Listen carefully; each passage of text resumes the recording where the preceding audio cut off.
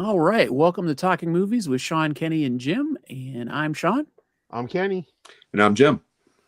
And with us tonight is Lori, my wife. Yay, Lori. Hi. Hello. And she's here because we've got a special event. It is the films of John Candy for 2 hours. Ooh. Never heard of him. I'm giving my Dwight. Yeah. Wow. There you 1 go, minute in, Dan. we're- How there excited you is go. Kenny? That's how excited He's he pretty is. excited. This is my Super Bowl this year because the stinking Eagles aren't in it. So yeah, this is something very excited. Welcome, Lori, says Ken. Hey, Ken. Hey, Ken. Hi. So yeah, this was Kenny's idea a long time ago, and we put it off because Lori, we wanted Lori to be on Yes. because she is also a big John Candy fan, and so we've delayed it for her. So it's going to be the Kenny and Lori show tonight. Yep. And Yep. Jim and I will just be Just kick back. I'm going to start smoking again. Hey, Texas. So yeah, so we figured we'd start. We didn't really talk about this ahead of time, but we're probably just going to go through his filmography and talk about what we've seen, what we haven't seen. I had a misadventure with artificial intelligence earlier today because Lori saw me. I was trying to get it to print out a filmography of John Candy, so it left out Who's Harry Crumb. And I'm like, well, what about Who's Harry Crumb? Oh yeah, you're totally right. I left that off. And then I said, okay, rank the John Candy films from best to worst. And at number 7 was The Princess Bride. What? Roxanne was in there too. Yeah, Roxanne was in there too. Wow. So I said, John Candy wasn't in Roxanne. John Candy wasn't in The Princess Bride. Oh, you're right. I mistook him for Andre the Giant. What? So anybody putting any faith into artificial intelligence for like big projects, this is the kind of shit you have to deal with because Wow. it is not reliable. So Once again, IMDb and a pencil. that's all you need. All you need. Yep. So I had Copilot print a huge report. Oh my John God. Candy for me. It's like a tax form.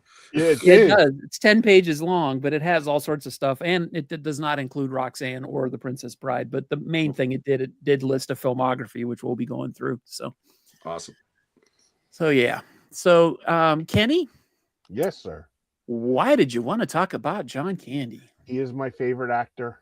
The first time I ever seen him was on SCTV when he was playing Johnny LaRue. And I was just like, who is this guy? Because he kind of related to me because he's a big guy like me and he's funny. And he just made me laugh. And it just like I was instantly clicked onto him. Me and my brother watched SCTV every time. Chris liked Martin Short. I was a big John Candy guy. And I just love him. We went to see I'm not kidding you. We went to see every one of his movies opening weekend. My mom would take us. That was a special Nice. a special treat. That's Even his bad ones. You know, and he did make some bad ones, but we were there always opening weekend. He stole my heart. I didn't think I would ever hear you say John Candy made a bad movie. He did. Delirious was kind of bad. Delirious? Is that what you said? Yeah, Delirious. Yeah, it's not the best. You know, but Emma Samms was in it, so that made it better. Emma Yams? Emma Yams. Yams. Sorry, Laurie. Welcome to the kinda Yam Club. Lives with me. She's fine. Yeah, She fine. kind of reminded me of Sheena Easton. You guys Mhm. know Yeah. how much I love Sheena Yeah. Easton. Yeah. So Yep. Okay. that was my first, and I don't have all the SCTV ones are like really hard to find, and they're like all like scrambled up and stuff. But every time I try to send you guys like clips of like the SCTV stuff, like Yeah. on of John Candy. My favorite one's when he's locked out at Christmas time trying to get into a bar, and he's like he's got the cigarette dangling, and the Johnny LaRue get up, and he's just out there like on a street in Toronto just trying to get into a bar. He goes, "It's Christmas time."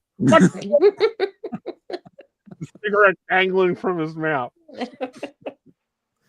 Was that clip in that John Candy "I Like Me"? Yeah. Yeah. Okay. Because I remember Yep. seeing it, and I couldn't remember if it was from that or not. Yeah, I just remember that because that was it might have not. He did say it was Christmas time, but I just remember that because that was like an SCTV Christmas that they had on, Mhm. and I just remember, and that was the first thing. And his laugh. If you're in a bad mood or you're feeling just terrible, you're having a bad day, just listen to him laugh, and then it'll just make you smile. Mhm. That's true. That's true. And Lori, why do you like John Candy? Oh gosh. Well, I was trying to think of what my first John Candy movie. I know Sean's a little bit older than me, and I know Jim's a little bit older. Kenny, I don't know how old you are. So 56. okay, so you guys are all like, We're yeah, you all guys are older. about 6 years older than me. So like Okay. my first John Candy movie as a kid was probably Splash.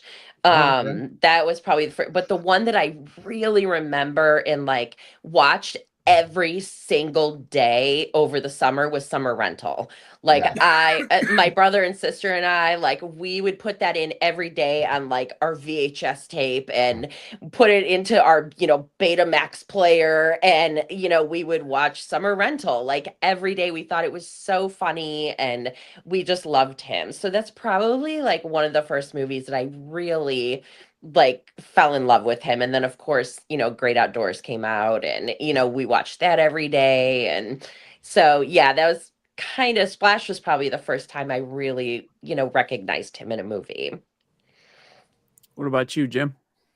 Like Kenny, Second City TV was probably the first time I ever really noticed him. Although I was more into Bob and Doug, Rick Moranis and Dave Thomas, and I also loved Eugene Levy on there as well. Yeah. But definitely the first time I ever saw him in a movie was 1941. He's in the tank with Dan Aykroyd and Frank McRae, and he's kind of a racist asshole. Treats Frank McRae like shit. But there's one scene where Frank McRae gets flour put in his face, and John Candy gets like smoke in his face. So now John Candy's face is black, and Frank McRae's face is white. And John Candy's like pointing at Frank McRae, and he like gets the white. And he's like, ha, ha, ha. And by that time, John Candy gets the black on him. He goes, ha, ha, get in the back. And it's one of the funniest things ever. Yeah, I think I saw him first on SCTV, and I loved SCTV. I was one of the few kids in my school that liked SCTV better than Saturday Night Live.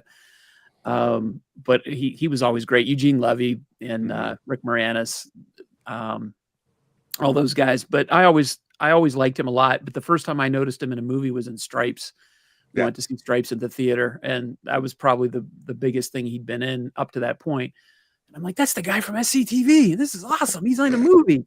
And, and then from there, he became a huge star. So got some people in the chat talking about their favorites. Let's see here. Oh, Greg's dropping his top 5 already on us. Uncle Buck, The Great Outdoors, Spaceballs, Planes, Trains, and Automobiles, and Armed and Dangerous is number 1. Coming in. Wow.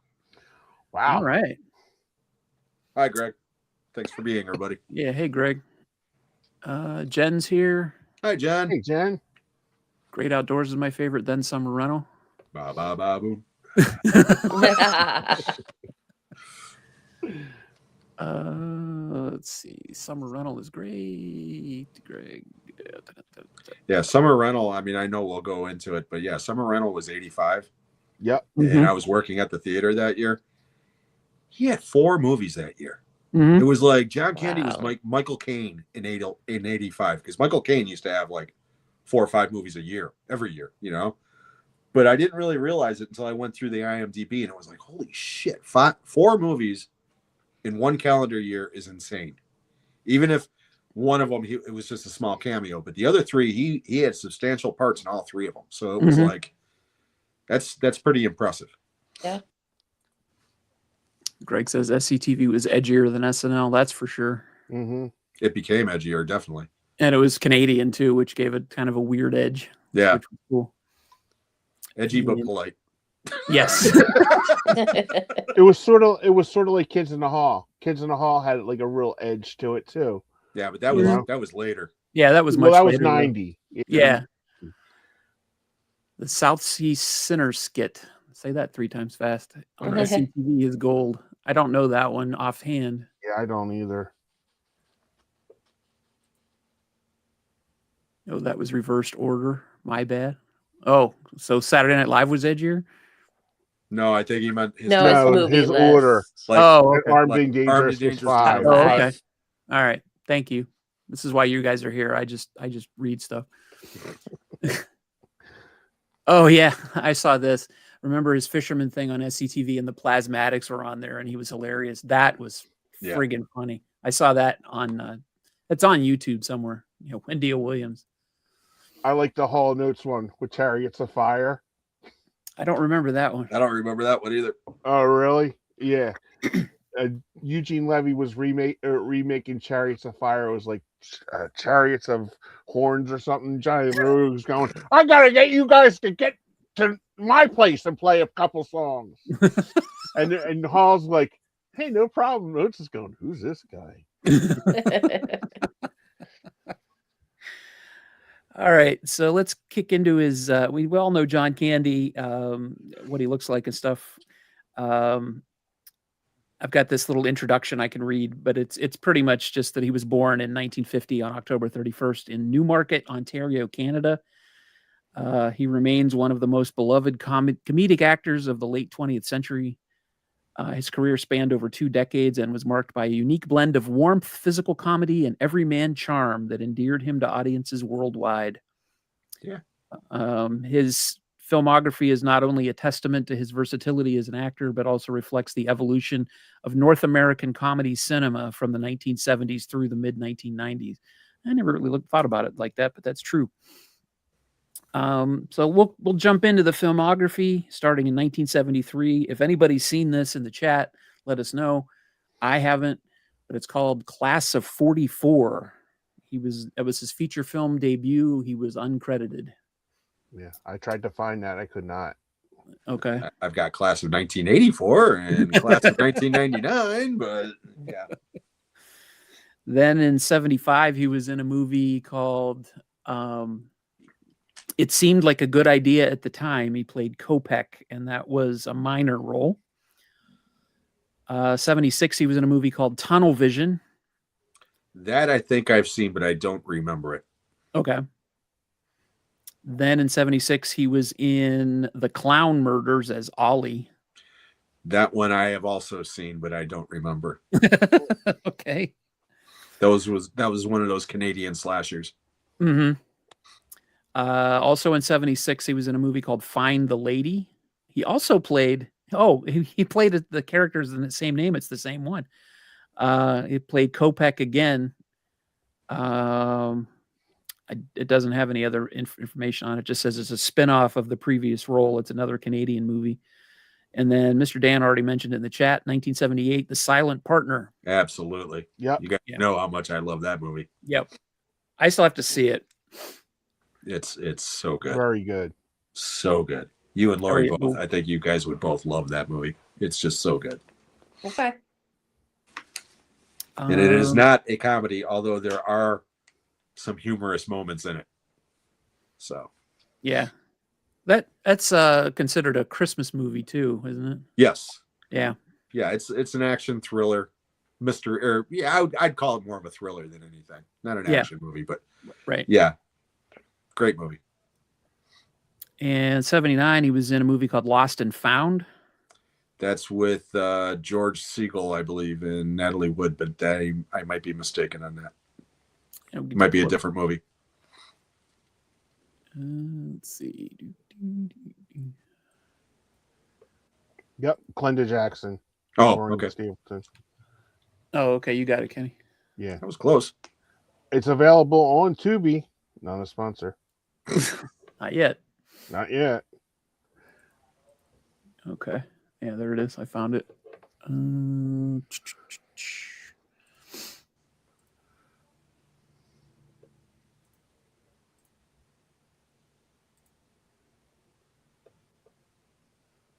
Let's see if we can find a picture of him in there. Probably not.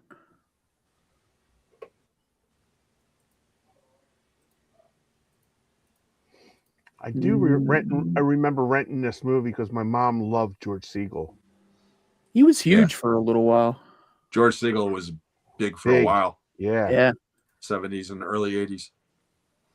I read a thing when he did Did you guys ever watch the Goldbergs TV show?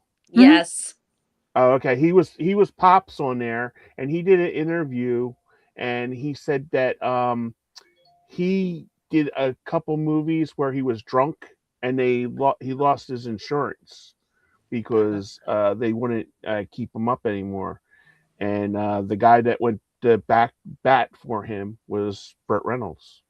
Oh, And wow. And Burt Reynolds said, "I'm not going to do this movie if George doesn't get his insurance back." And 2 days later, his insurance was back. That's cool. Wow. And he came back and did that movie. And the movie he did was Carbon Copy with Denzel Washington. Oh, yeah. That was his first sober movie, he said. Oh, okay. I remember They that. thought he got drunk.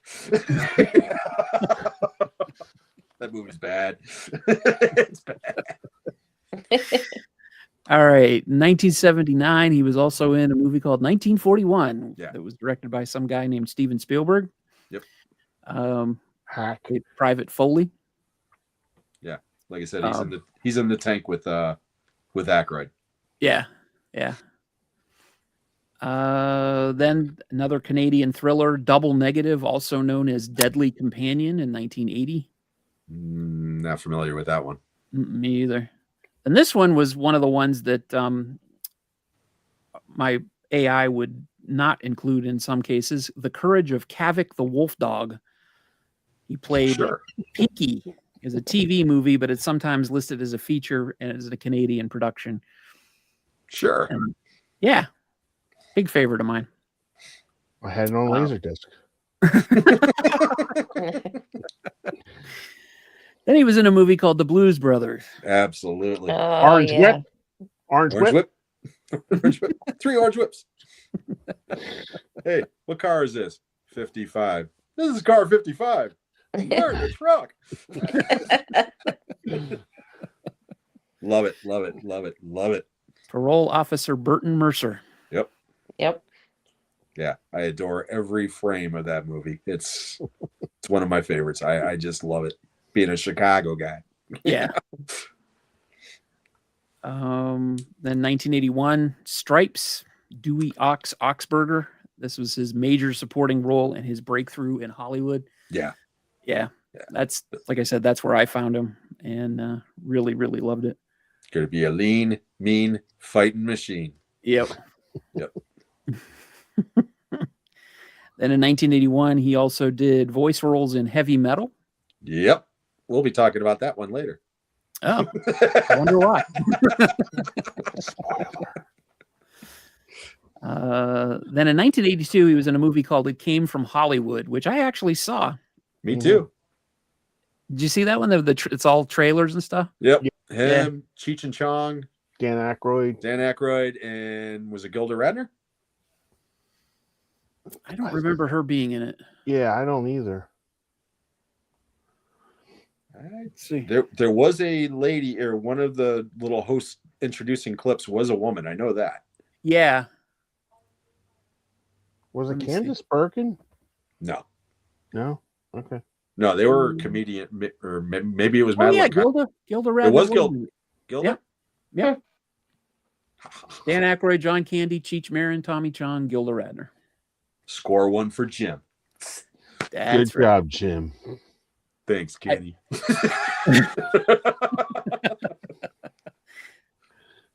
I noped out of going to see, I think it was Halloween 3. I went to the movies with my cousin and I chickened out and I didn't go see Halloween 3. I went to see It Came from Hollywood instead. He got pissed at me. Yeah, I'd rather watch Halloween 3 than It Came from Hollywood, to be honest. Yeah, But that's now just I me. would. You know, Yeah, with hindsight. I was a freshman in high school and, you know, Mhm. things hadn't dropped yet. Um, all right, 1983, National Lampoon's Vacation. Russ Yes. Lasky. That's not a real gun, is it, Clark? All It's right, just a folks, BB Mark's gun. closed. It You isn't shut even up over now, the Frank. skin.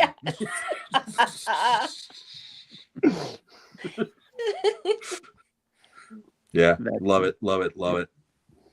That was his first collaboration with John Hughes. Hmm. Yeah, John Hughes wrote the script for that. Yep. 1983, Going Berserk, which I've heard of, but I don't think I've ever seen it. I just picked it up at Hamilton Book, not a sponsor. It's Uh, I remember it not being very good, but it's been years since I've seen it, so it might be Oh, good. Joe Flaherty. I knew there was Yeah. another SCTV guy in it. I couldn't Yeah. remember who. I think But interestingly Catherine- enough, it was written by Dana Olson, who also wrote It Came from Hollywood. Okay. and it's directed by David Steinberg. Yes, it is.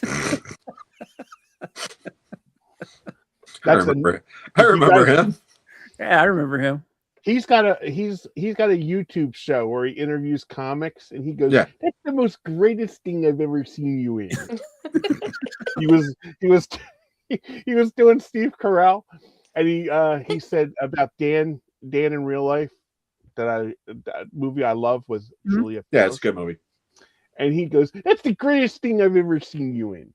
And I just had to pause it because I had like Pepsi running down my nose because I was laughing so. And then he was in Splash, 1984. Yes. Yep. Great movie. His breakout performance, major supporting role is Freddie Bauer. We were going to watch that, Lori and I, and we didn't get I around to know. it for the show. I watched it. Yeah, I watched it yesterday. I watched 4 straight John Candy movies. Oh, really? yesterday. What other ones did you watch? I watched Splash. I watched Armed and Dangerous. I watched Who's Harry Crumb, and I watched probably my third or fourth movie, Tom Tuttle, Tacoma, Washington. Glad to meet you. So let's fight for Yes. Washington State. Did you? We promote this on our page. I actually had the Washington State theme song on as Yeah. one of my songs. Yeah, I was going to do the same thing, and then I saw that you did, and I was like, "Damn!" Tom Tuttle, Tacoma, Washington. Hey, Larry. I'm very sad that the quote that I want that I can't remember off the top of my head because you guys know I can't remember We'll anything. chop the tree. The strongest asshole. Hey, who said that? I don't have to remember anything with you two. No, my favorite line. Well, we'll get to it when we get to volunteers. Yeah, We're then- jumping the shark a little bit. yeah, it's all right. It's only 4 movies away. Yeah. In 1985, we were talking earlier about all the movies he was in. Yeah. in Here comes the 1985. juggernaut here. Yeah, Brewster's Millions. Great movie. Him and Richard Pryor. Yep. Sesame Street presents Follow That Bird. I Yep. watched it just Loved to see Follow him That in it. Bird. Okay. Has everybody on the panel seen Follow That Bird? Yes. Yes. Has everybody on the panel seen First Blood? Yes. Yes. They are the same fucking movie. I dare you. I dare you. You watch them back to back. The plots are very similar. Wow. But Big Bird come back from Vietnam? Is that what happened? Nope, it's just he's getting run out of town. Like I said, watch the two again, and you will see the parallels. And once you see the parallels, you'll never not see them. It's. I listened to a podcast where they were doing junk food cinema. We talked about that, and they broke down Follow That Bird, And the whole time the guy was like, that used to be the joke that you would always tell me it's like a fucking Rambo movie. He's like, Jesus Christ, it is. And then they started breaking it down, and I was listening to it, and I'm like, holy shit, it really is. I mean, yeah. Check it out again. I'm telling you, it's a lost Rambo movie. That's this week's clip for you. Yeah, there you go. Mhm. All right. Then 85, Summer Rental, Jack Chester, his Yes. first Hollywood leading role. Yay. Carl Love that Reiner. movie. Yep. Then 85, Volunteers, which you were just talking about. Tom Tuttle from Tacoma, Washington. So this is what I'm going to do. First, I'm going to kill you. Then I'm going to skin you. Then I'm going to turn your shin bone into a pencil box. That's my favorite line. Tim Thomerson is awesome in that movie. Yep.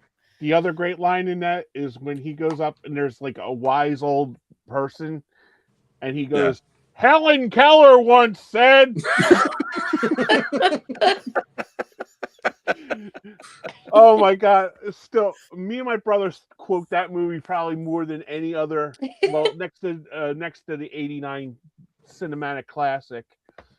That movie more than. And when we went to see Volunteers, it was just me, my mom, and my brother in the theater. That was it. There was Oh. nobody else. In Yeah. there. Yeah, we got that movie brand new at my theater, because it was a summer movie. So Mhm. we got, even though we were a second run theater, we occasionally got a brand new movie if there was a lot coming out that weekend, and Volunteers was one of them.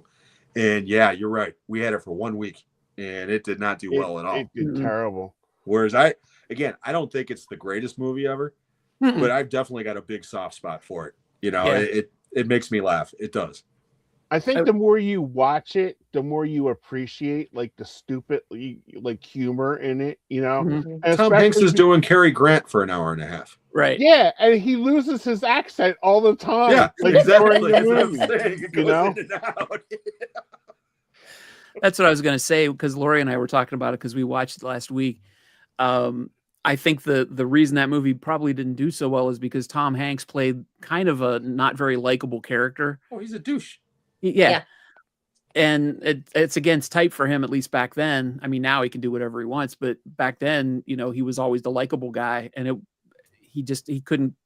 I don't think it struck the right chord with people, so word of mouth wasn't probably very good on it. Plus, I the don't even marketing remember that for movie it hitting sucked. theaters. Yeah, The no, marketing that was a was- TriStar movie with a horrible marketing campaign, Yeah. horrible poster. I mean, that poster is like god awful. But the one good thing about that movie, that's how Tom Hanks and Rita Wilson met, Mhm. and they've been married for 40 years now. Yep. Mhm. So but yeah, like I said, I'll always have a soft spot. Yeah, look at that poster. That is. With It's the fucking basically rainbow Bridge Over and the the River monkey on her, Kwai. and it's like, what the? It looked like the it's Wizard just- of Oz. Exactly. Yeah. Terrible. I remember when we got that poster, I was like, what the hell is this? And then I went, oh, it's rated R. Okay, cool.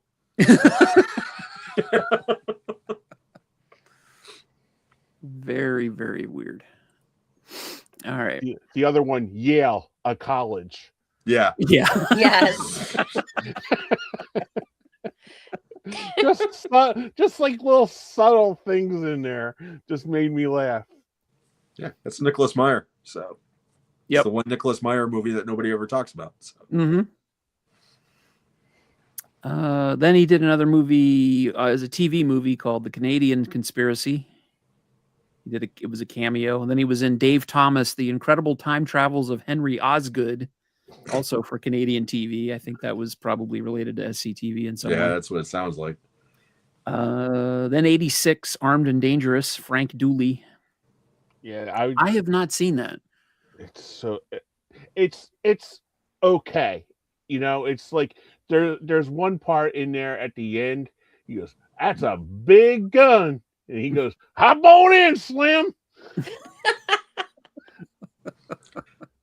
I saw it upon release. Other than Meg Ryan being in it, I don't remember anything about it, to be honest. She was gorgeous in that. That's movie. what I'm saying. That was probably one of the first things I ever saw Meg Ryan in, and I was like, Yeah. "Oh my god, this woman is adorable." She was in our soap opera. She was Your in soap Search for opera. Tomorrow at the time. Uh-huh. She was in Yeah, my that's soap right. opera.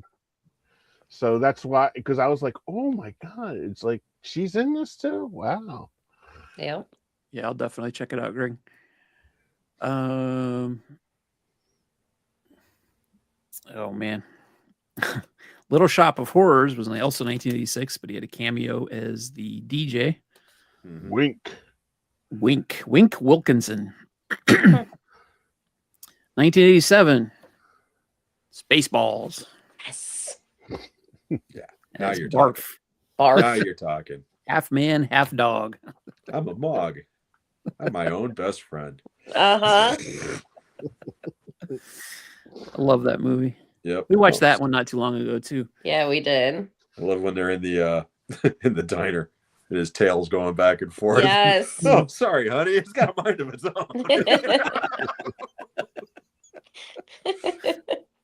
Well, when he's like, funny, she doesn't look I was gonna Jewish. say, funny, she doesn't look Jewish. Yeah. How you guys feel about this new Spaceballs sequel coming out? This legacy sequel, because now to me it truly is Spaceballs 2: The Search for More Money. Mhm. You know, True which to was its a name. brilliant joke, and now it's like happening. It Mhm. seems, you know. So, how do you guys feel about it? Unless the word of mouth on it is extremely good, I'm not going to the theater to see it. Yeah. Hopefully it I'll hits wait. streaming fast. I'll wait for streaming, but Yeah, the one John thing that Candy's does son is in it though, isn't he? well, the one thing that intrigues me about it is Rick Moranis is coming back, Yeah. and he hasn't been in a movie in forever. You know, Right. he did a voice in Brother Bear Mhm. 25 years ago, and that's about it. You know, Yep. so for that reason, I might be inclined to see it, but other than that, it's like I really don't care. Yeah. Yeah, unless because they made that sequel to History of the World Yeah, that was on I Hulu. couldn't do it. And I I heard couldn't. everything about it was terrible. And I couldn't get through the first episode. yeah, I didn't even try. Yeah, because Yeah. you guys know how much I love Mel Brooks. Mhm. And yeah, like I said, that History of the World thing left such a bad taste in my mouth. That's the reason why I'm like worried about this Spaceballs thing. If they would have done this 20 years ago, Yeah. I would have been down. Yeah, You know, yeah. I mean, seriously, I would have been down. But we'll see. Yeah, I'm with you. Stacy said, Armed and Dangerous needs more celebration and discussion. So many great parts at the gym and so many great parts in the training. What a wonderful, wonderful movie. Great score and soundtrack.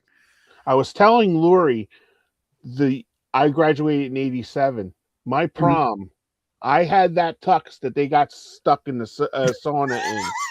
The only thing difference, my girlfriend had a pink dress on, and my cummerbund and my bow tie was pink to match her dress. Right. Because I took a swatch of hers to match it up. But if I can find that picture, I'm telling you, I was Frank Dooley. We need that picture. I have to find it. I thought I really thought because I checked after I talked to you that night, Lori. I checked my wallet to see if I still had it, and I must have taken it out, but yeah.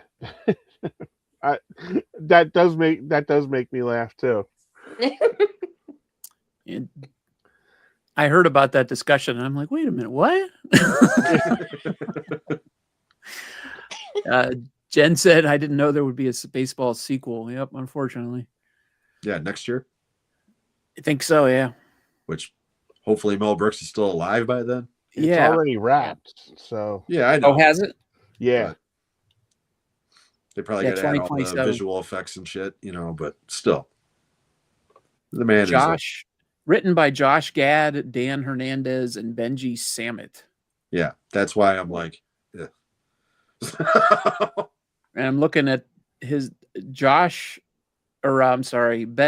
Samit's previous credits include Teenage Mutant Ninja Turtles, Mutant Mayhem, Koala Man, Pokemon Detective Pikachu, and Lego Star Wars Rebuild the Galaxy. Yeah, that really fills me with hope. Yeah. And Dan Hernandez has the same exact credits. I guess they work together.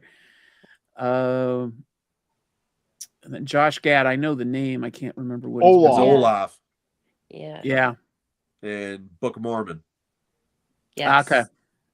He was No, he's a talented guy. Yeah, he is. But again, if Mel Brooks would have written this screenplay, with help from other people, then again, I'd be more inclined to be excited about it. Right. He was in a TV show in the early 2000s where he played the touched first son of the president, who was Bill Pullman, and he was like he just like stumbled around, and I think he was basically trying to play the part of it was on NBC, and Stacy Keach was in it. Oh my God, what was the name of that? I don't know. You said touched. I thought of Corky from No, Life Goes yeah, On. that's what I meant. He was sort of like, how they made on Saturday Night Live Giuliani's kid, like Yeah. the I haven't buffoon or watched Saturday Night something. Live in forever. Okay, well, Chris Farley played Giuliani's kid, who like caught a ball and he was like, like that. Well, that's basically what Josh Gad was in this sitcom. Oh, okay. Where like he had to have his own Secret Service person to like put him to bed and stuff like that. It was kind of, it didn't last long, but it was actually kind of funny. Yeah, I can't even find a credit for it. I didn't even know Bill Pullman did a sitcom. Yeah, let me find it. It was like in the early 2000s. Yeah, his first credit is 2002. And then he did an episode of ER in 2005. So I don't know. Did I get? I thought Mr. Dan says Lewis Pullman, but not Bill Pullman, apparently. Oh, and the new one. Yeah, I don't. Beats me, Kenny. You're the TV guy, so I'll take your word for it. Yeah, I don't know. He's funny, but I don't know that he's Mel Brooks funny. 1600 Penn. He was President Gilchrist's Janet Elfman. That's why I watched it, because Dharma was in it. Of course. Bill Okay. Pullman was 2012. President Dale Gilchrist. And Archer was not Archer. The Arrow. Arrow was in it too. It lasted 13 episodes. Yeah. Never heard of it. Yeah. I only watched it because Dharma was in it. This is the guy. Oh yeah, there he responsible- is. Yeah, this is the guy responsible for Spaceballs 2, everybody. Yeah.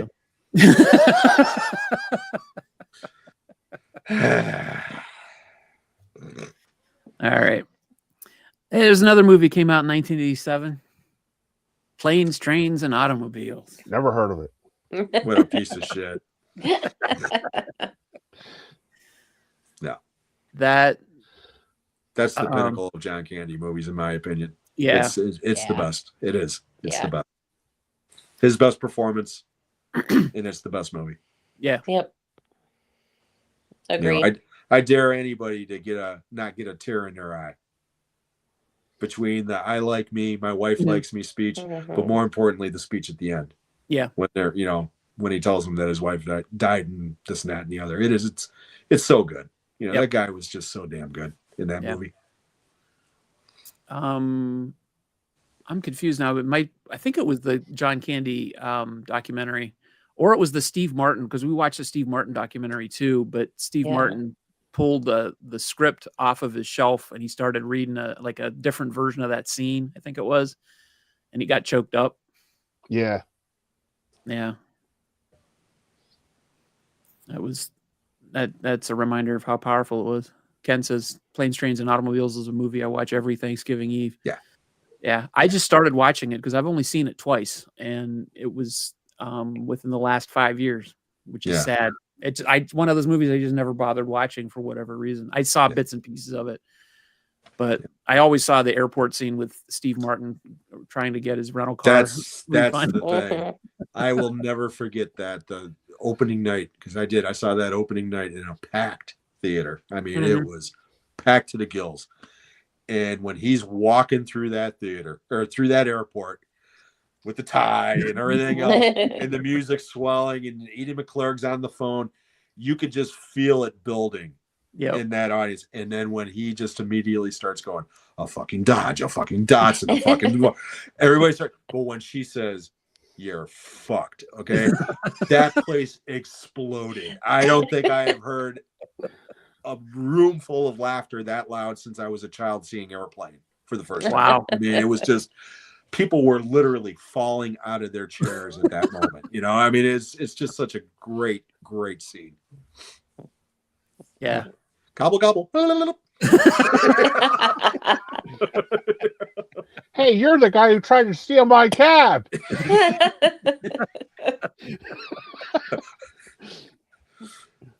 Did you guys see the it was on the 4K the blooper of well, it was cut out of the movie of him eating a chili dog and smoking at the same time? I've heard about it. I don't. I've have heard that about it, movie. but I've never seen it. It is hysterical. He's eating the chili dog and he's got the cigarette in the corner and he's eating the chili dog and some of the chili goes on his tie. He picks up the tie, picks it up while he's smoking. It's like so good. I've heard that the deleted scenes, and I don't know how many there are on there, but they're worth the price of the admission alone for that 4K. I wish they would just put out like a 8-hour, like every damn same with Uncle Buck. We'll get there. I wish they would just put out like a Lawrence of Arabia version of it. 4 hour supercut. 4 hour supercut. That's what I was looking for, Jim. Thank you. There you go. I just wish they would put that out. Man, I'd buy that in a second. Take my money. That's funny. 1988. She's having a baby. Yeah, which And is just a little tiny cameo at the end. It's cameo at the end with his character from the other movie he made in 1988, The Great Outdoors, which I know. Yeah, because that's just the montage of where people are throwing out names for the baby. Right. Yeah, Great Outdoors. I went to see Great Outdoors at the drive-in, and that movie just completely underwhelmed me. I think I've mentioned it on the show before. Yeah, because you were parked next to the girl. Didn't the girl's parents follow you to the drive-in? Was that that one, or was that a different one? No, that was a different girl in a different movie. Sean's exploits are becoming well known on this. Yeah, oh, really. I bet. No, that was Friday the 13th. Jason Takes Manhattan. Yeah. Yeah, I was watching the movie and I was on a date and I wasn't really liking the movie that much, and so I wasn't paying attention. Anyway, so then when Lori told me it was one of her favorite movies, I'm like, really? I don't really like that movie that much. So we ended up watching it and I fell in love with it. So she beat you into submission, and then you I watched it, and good for you, Lori. Lori, what's your favorite line from that? I love when the bear is coming and he's behind the door and he's like, big bear, big bear, big bear. Big bear chase. Big bear chase. Big bear Yes. chase. Big bear Yes. chase me. Yes. Mine is where Hysterical. after he tells the scary story and he throws the wine into the fireplace Yes. and Roman goes, Jesus Christ, Chet, I ain't need to shock to the ticker like that.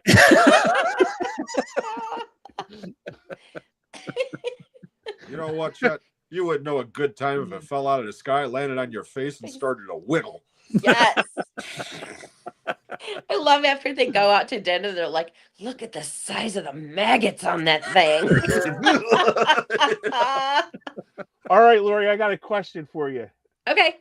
What were their names that they were role playing?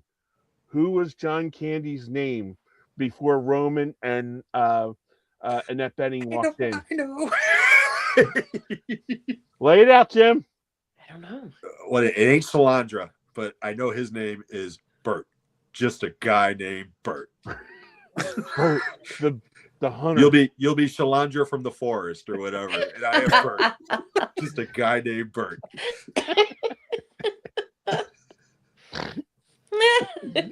You know, you shouldn't let your kids crawl over that guy. He's not a jungle gym, you know. Kiss him on the cheek. Kiss him on the cheek. He's I dead. wouldn't do that. Horny the Yes, bear. Horny the bear. Yeah. Ba ba ba boom. Yep. I hear that music and I just start laughing. Yeah. You know, the raccoon theme. The raccoons, It's just, you yeah. know, ba, Oh ba, my ba, gosh. boom. So funny. Yeah, That is that's hilarious. probably a top 3 John Candy movie for me, for sure. Yep. It's so Yeah. funny. So, and I don't own it, believe it or not. Same thing with Planes, Trains, and Automobiles, which is my favorite. I don't own it. Oh wow. So, yeah, it's sad. Yeah, we would watch it on streaming, and then I eventually broke down and bought it. I think last year. Finally, Yeah, it's so funny. it is. Now, Oh, my Lori, God. have you watched Summer Rental on TV and video? I probably. Okay, because one day it was like on like right, I think it was like on TNT or something. Okay, and it didn't have this film has been edited, for your broadcast. Yeah. There was different scenes in that movie that were taken out of the VHS version. Really? Yeah, like how like the dog is like all over chewing everything. Yes. I remember where he's like, we're they went to the wrong house and the black Yes. people. Yes. It was the sofa was like wicker furniture, Yeah. and the dog chewed it up. So when he leaves and slams the door, the couch falls and they fall off of the couch. Oh, that's funny. And there's like I think 3 different scenes, because me and my brother we were like the Zapruder film. We were like going through it like we taped it off of there, and it was like at that time we didn't have the VHS for it, and we taped it off of TV, and Chris is like, I don't remember this being in there, and there was another scene where he was driving to work. That was not on there with the eggs. Oh, interesting. And then the other scene, there was an expanded version of the them going to the movies. Oh shit, like that, and the girl and they went to the Footloose, the Footloose movie. Yeah. There was another scene where Laurie and Dan Fielding's character and the mom, a night court reunion, if you remember that. Yes. They went into another theater and they were talking about going water skiing the next day. Oh. So there you Interesting. go. So if you guys can find get a VCR, make it back to 1987, and go back and tape it again or DVR it on TV, because it's different. You know, That's Summer cool. Rental might be the only movie back then that John Larroquette didn't play a complete asshole in. That's I true. mean, think about it, because the movie kind of sets it up like he's a threat, and then it turns out that no, he's actually just a nice guy, Yeah. Mhm. And Richard Crenna is the jerk, but John Larroquette, between Night Court and Blind Date and Stripes, he always played the smarmy jerk, and he Mhm. didn't play that in Summer Rental, so Mm-mm. that's kind of These cool. catches of the day. Yes. I Oh my just god! remember- And the lady who keeps. I was gonna say, I just remember the lady that keeps on saying, "Look at "Does these! he feel real?" Look And at he's just like, these!" "Oh, You yeah, must these have are good great." Uh huh. Mister, I swear I didn't do anything. I go, "Mister, do me a favor. Would you just Oh. squeeze on for me, pal?" I like When we were- I love after he takes like the Wanderer's journey to the beach, and the mom goes, Lori, how was preschool? And he goes, Mother Goose retired. We always loved the line when they were at the beach and he was playing frisbee and it gets stuck under that couple that's like making out and he's like, "Your wife's on my whammo." Hey, good catch.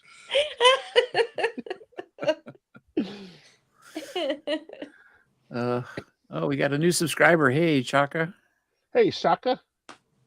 Thank you. Thanks for subscribing. Thanks for brainwashing him, Ken. That's good. Your check's in the mail, Ken. Yeah. And as always, thank you, Mr. Dan. Hit that like button. Dan. Yes, thank you, Dan. Good people, Dan. Yep. All right. Who here has seen Hot to Trot? Horrible Really? movie. Oh, Horrible wow. movie. Okay. He does a voice of a horse Yes. with Bobcat Goldthwait. Oh, That's okay. all you need to know. Okay. All right. Yeah, it's bad. It's bad. Hey, Larry's here. Hey, Whoop, Larry. that's not Hey, Larry. I haven't seen it, but Bobcat Goldthwait has my attention, so I'm gonna watch it. Yeah, it's just a bad movie. It really is.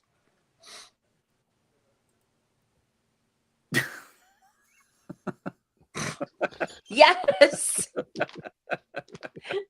Did you ever see them one that Papa Smurf killed him? I know that ain't the line, but All right, Stacy's got a question. Since we're Okay, moving, Stacy's always got questions. Stacy's got a question. What are your three favorite scenes with him ever? Aw.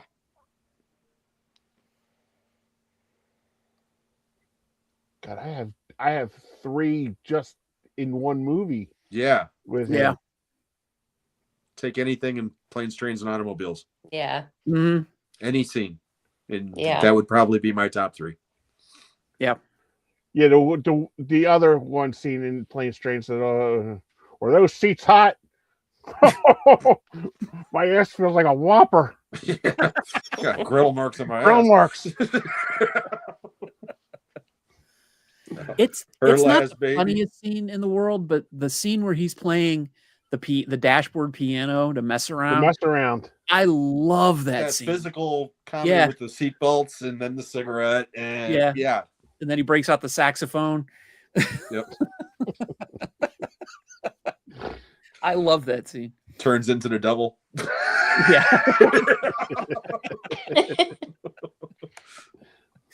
But no, there's one little tiny, it's just the delivery where her last baby come out sideways. She didn't scream or nothing. He just goes, "What a trooper."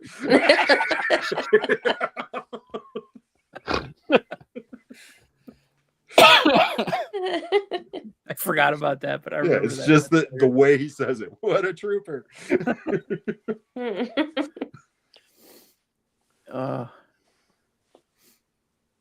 Oh yeah, and then of course we can't forget this one, the between two pillows scene. Yeah. Good year. Again. Good year. That movie's like perfect. It just is. It is. just so goddamn good. Ken says the Blues Brothers were in a truck is a favorite. You know, I actually saw the aftermath of the filming of that scene coming home with my dad. I forgot where we were, but we were on Highway 12 coming towards home, and a truck came by with the cop car in the thing, and we thought it was in a real accident. And then we got home and we saw helicopters flying around and everything else. And then we got home and it turned out that they were filming that scene on Highway 12 about an hour before we got there. Wow, No shit. That's cool. Yeah. Yeah. Like I said, I watched the Blues Brothers and I recognize 90% of the locations of that movie, Wow. you know, including Wow. the suburbs where they're running through and shit. I mean, it's my neck of the woods. I've lived here my whole life. So That's awesome. yeah, I love Cool. that movie. Those aren't pillows, Chaka. All right.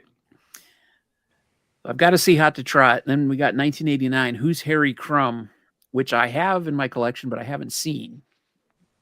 Is it worth Don't like it. watching? Don't like it. He likes it. I don't like it. You're going to see a lot of division between me and Kenny from here on out. A young Shawnee Smith. Ooh. Yeah. Okay. I love Johnny Smith.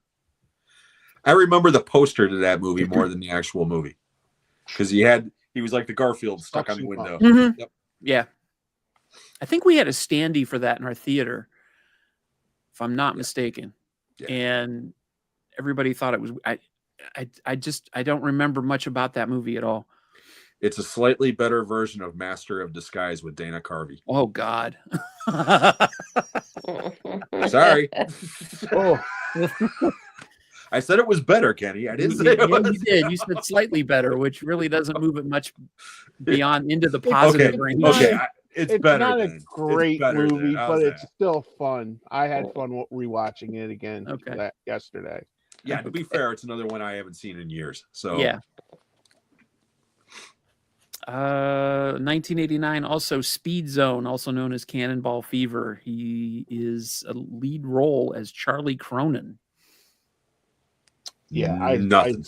I seen that. I seen it because it wasn't released in the movies. I seen it on video. I don't own it. It's hard to get. It's hard to find, like on DVD. So like the Canadian Cannonball Run or something? Yeah, basically that's what it is. Yeah, it's Okay. got a decent cast. It's got Peter Boyle, Donna Dixon, John Candy, Matt Frewer, Joe Flaherty, Tim Matheson, Mimi Cusick, Melody Anderson, Dick Smothers, Tom Smothers, John Schneider, Jamie Farr, Lee Van Cleef. That's quite the eclectic cast. So yeah, we've got quite a bit of an interesting Sherry Belafonte too. We got Bo Duke and friggin' Dale Arden from Flash Gordon. Wow. Yeah, I know. I wonder how they could afford Klinger. Well, him and John Schneider play Cannonballer number 1 and number 2, so I don't think he's in it for very long. But yeah, haven't seen it. Have to try to track it down. All right, Kenny, it's your turn. The greatest movie of all time, Uncle Buck, 1989. I'll give you a brief. Everybody who was watched this show knows I seen this 5 times opening weekend. They had a thing in our courier 5 times. 5 times. They had this thing in our courier post where you could get bucks. Okay, it was a whole What ad you call for me? Uncle bucks, and you could clip it out and you get like $1 off like a ticket or concessions. And we went tracking our local heritages. Wawa wasn't really popular back then. It was Heritage. We went in there and we clipped out the bucks. And luckily, like one of my friends was at the concession, so we went 5 viewings that week 5 for times. $225 to see. Wow. That's all it impressive. cost us to see 5 movies plus like large popcorn, large Pepsi every time that you went. That's And impressive. refills. So my Was that favorite movie of all time. Me and my brother still quote it. We would drive. When I bought the DVD, okay, it was stuck in French, and me and my brother were reciting word by word to it. And my mom goes, "Can you guys fix the goddamn language on it? I don't need to hear you guys talking about it." So His mother, the good churchgoer, lost her shit. my mom lost her mind because she would get tired of like we were watching it and we go, Shanice Kobolaski.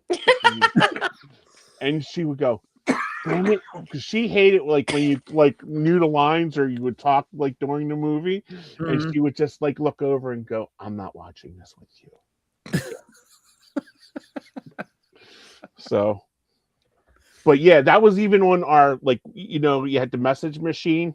It's 7:02 on W. I don't have to go to work today. Brought to you by Kobolaski Tires for the best in tires. See Shanice Kobolaski, and then you go tweet-lee-dee, tweet-lee-dee. Favorite thing. Let me get out. You killed Sean, man. I'm telling you, it's like if you guys watched that movie with me and my brother, we would drive you crazy because we would just start laughing. Grapefruits. Dirty Dancing. I love it. It's the best. It's the best movie. Next to Star Wars, it's the greatest movie ever made. I was, In my opinion. I was going to say, it is the movie that I have seen it's probably the third most now of all time, because I used to go in and watch it when I'd wait for the theater to close. So I just go in and sit Right. and watch it and wait for it to end. Yeah. Oh my God. I've seen this. Honestly, I'm not kidding. I've seen it 50 times. And That was a but I've good only weekend seen for it me. for like the last 45 minutes of it 50 times. Yep. He's cooking. You know those credits moment by Very- moment. I very know a lot of well, movies yeah. like that. Yep. And then But- the heavy John Hughes music. Dun-na, dun-na-na, Yeah. dun-na-na-na. Yep. Yeah. See, my John Hughes movie like that is Ferris Bueller, because Mhm. we had that Oh, one yeah. forever. And I'd be closing up at the end of the night and bow, and then here he comes. You're still here? It's over. Yep. Go home. I mean, yeah. Oh, and the car, come on. We had that car was our blue Pontiac that we had. It just like blew smoke all the time. And like literally, if you sat in the passenger seat, we had a board over the passenger seat because there was no floor. Mhm. So it was like when we got in that car, because I used to say to Mom, we're getting in the Uncle Buck machine.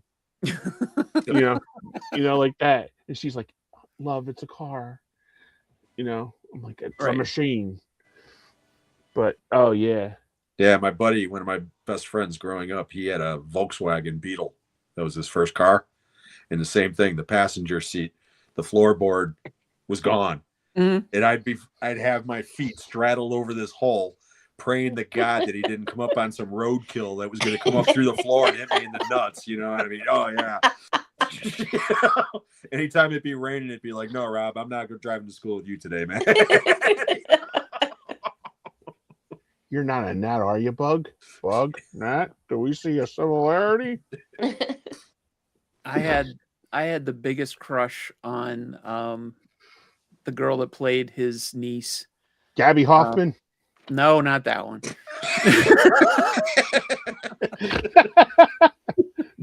Jean Gabby Louisa Merkin. Kelly. Thanks, yeah. I couldn't remember her name. I just looked her up. Yeah, Jean Louisa Kelly. Yeah. She was like the epitome of my favorite girl at the time. Sorry, Lori.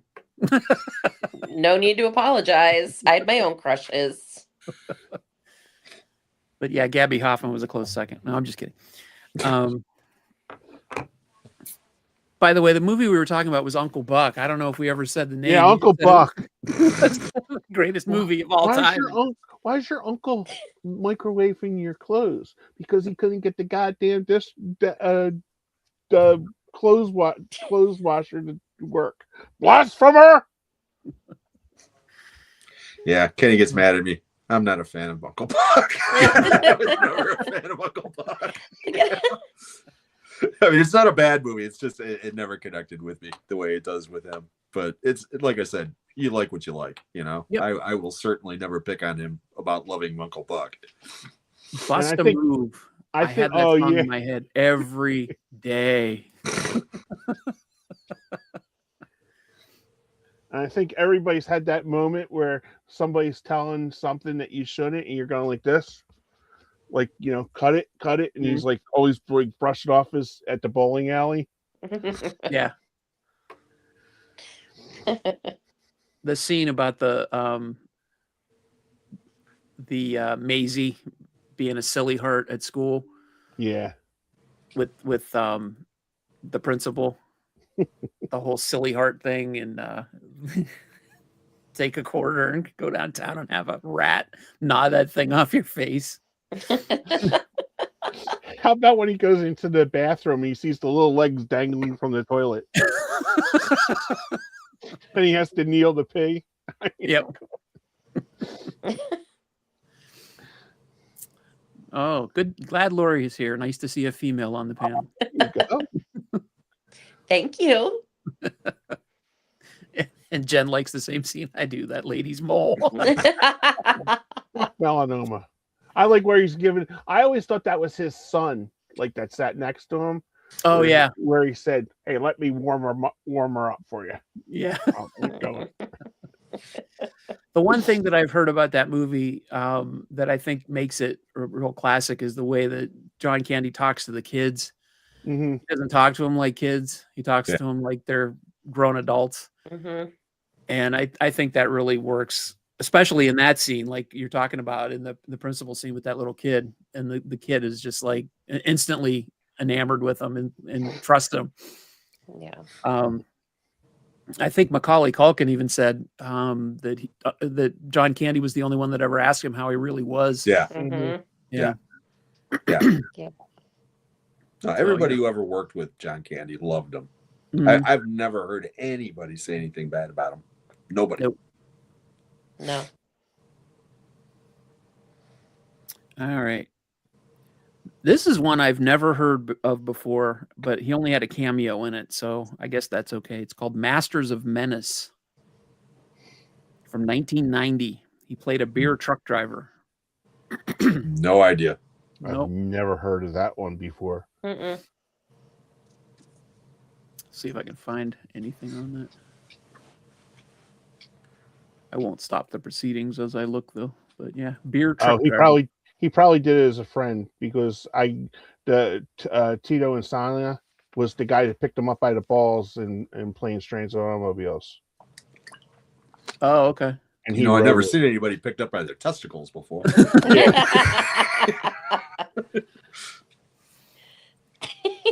Yeah, here he is in Masters of Menace.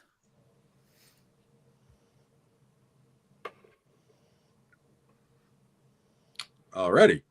Yeah. It looks like a Alrighty. quality. Hey, that's Squiggy. Yeah, that's Squiggy. Yeah. David Lamb. And the guy from Police Academy. Oh yeah. Oh yeah. It's Dan got Aykroyd's in it too. George it's got Wendt. Catherine Bach is in it. Sledgehammer, the guy who played Hey, Terry Sledgehammer. Copley. Yeah. Lee, There you go. oh, There Terry you Copley. I had that poster Excuse me. in my room of her. Look how young George Wendt is. Holy shit. Yeah.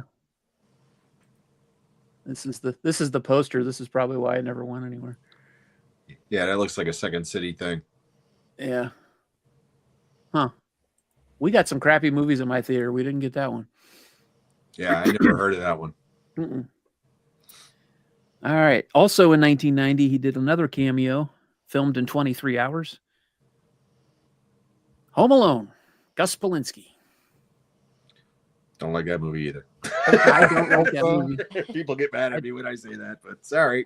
I despise that movie, but I do like him in it. His scene is okay, but I do not like Home Alone.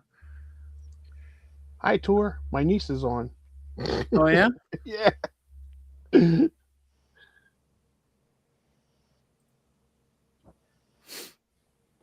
Oh, there she is. Yep, there she is. Hey, Tour.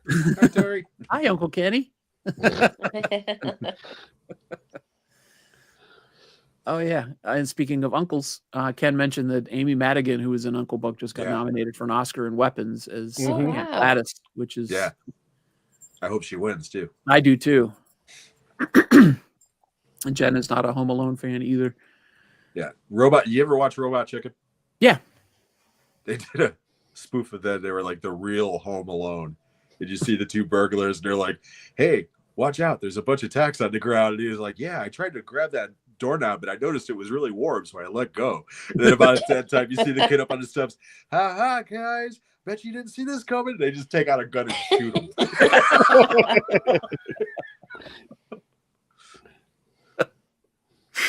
All right, Texas is good for one of these a show. Jim likes the other version, Home Bone. Yams, Kenny, yams. Do you remember the Home Alone trailer for their home video at Christmas time? Mm-mm. Home Alone, watch it every day. Oh God. It's about as annoying as the goddamn Burger King commercials. Whopper, whopper, whopper, whopper. All right, Kenny, this is for you from Stacy. Would you have wanted an Uncle Buck sequel where he goes to Hawaii No, or does something no. new? It was perfect. That was it. No Uncle Buck sequel. It's Right. It's a perfect movie as is. Did you know that Bob? the original sequel to Beetlejuice was going to be in Hawaii? It was Really? going to be Beetlejuice Goes to Hawaii. I shit you not. Really? Wow. I shit you not.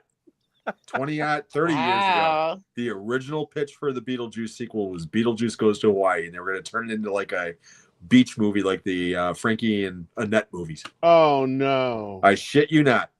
That was the original pitch.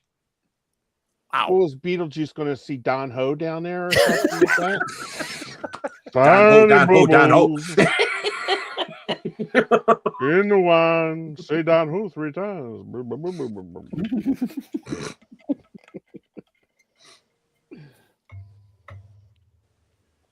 Oh my God. Okay. Somebody mentioned this in the chat.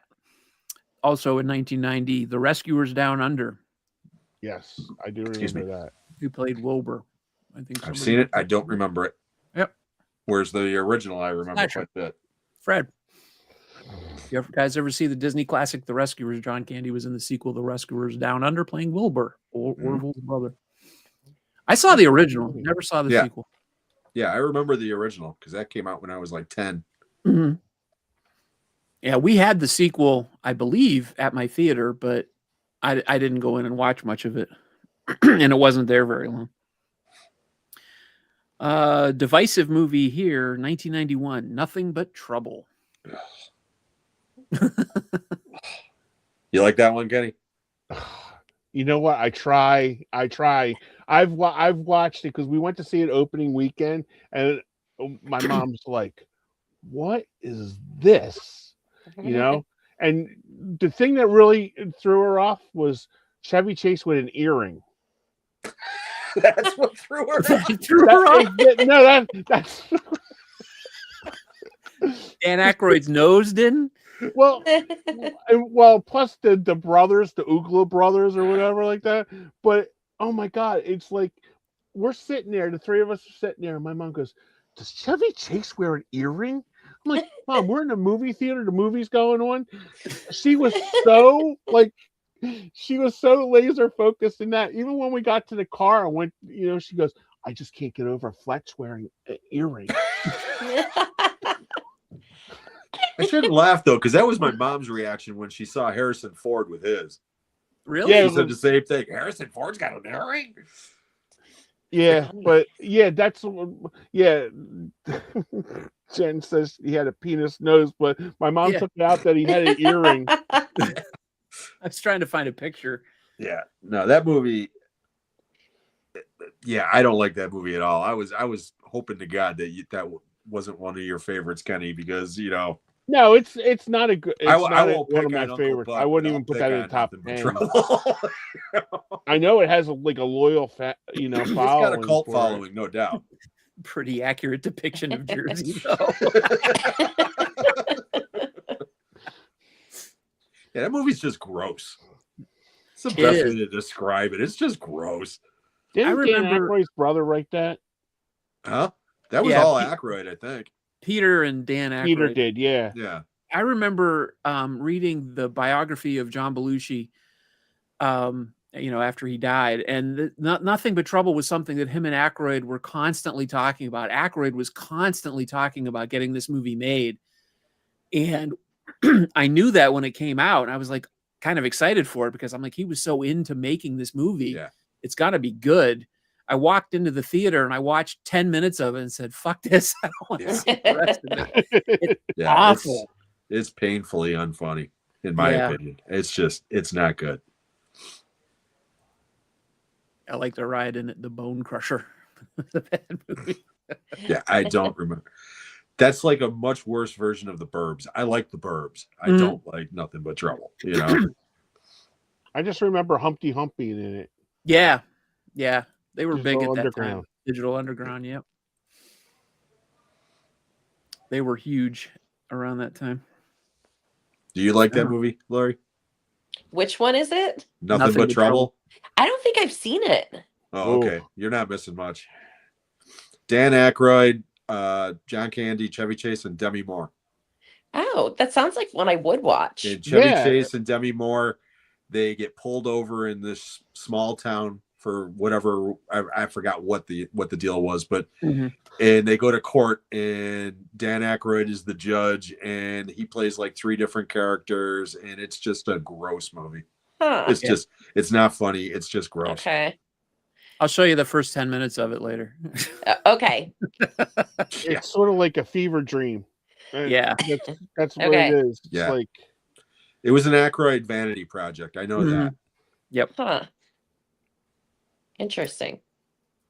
All right. 1991 also included his cameo in Career Opportunities, which I don't remember. I don't I remember. his cameo. remember.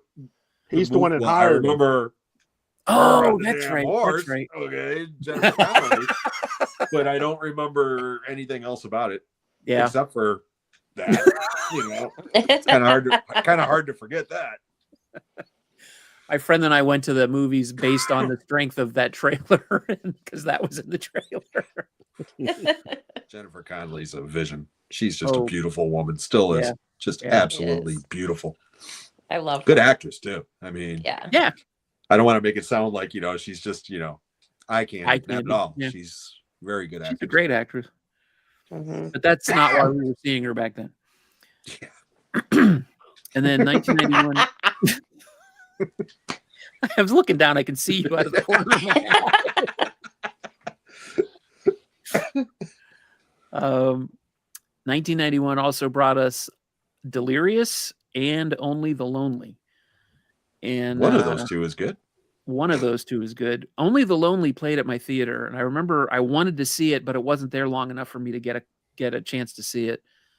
And for whatever reason, I never watched it after that. And now it's like impossible to get. Yeah. Right. Yeah. That this will surprise you. That's my second favorite John Candy movie. Texas. It's a sweet movie. Yeah. It's another one that I so haven't seen in good. like 40 years, but I remember it being very sweet. And I remember Maureen O'Hara being a total bitch, Yeah. as She his was mother. so good in that. Yeah. She came out of retirement to do that movie. Yeah.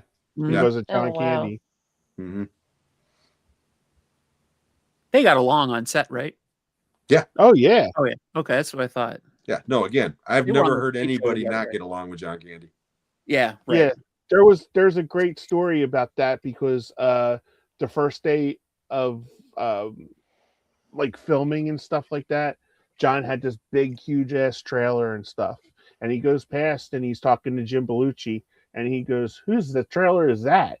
Because Jim and John's were like right next to each other because they would throw parties and stuff in the trailer. And he said, "That's Maureen O'Hara's." And he goes, "Oh no, that can't be. That's the Duke's girl." So the next She day, was an icon. she got the big trailer. He had the little trailer connected to Jim's. Nice.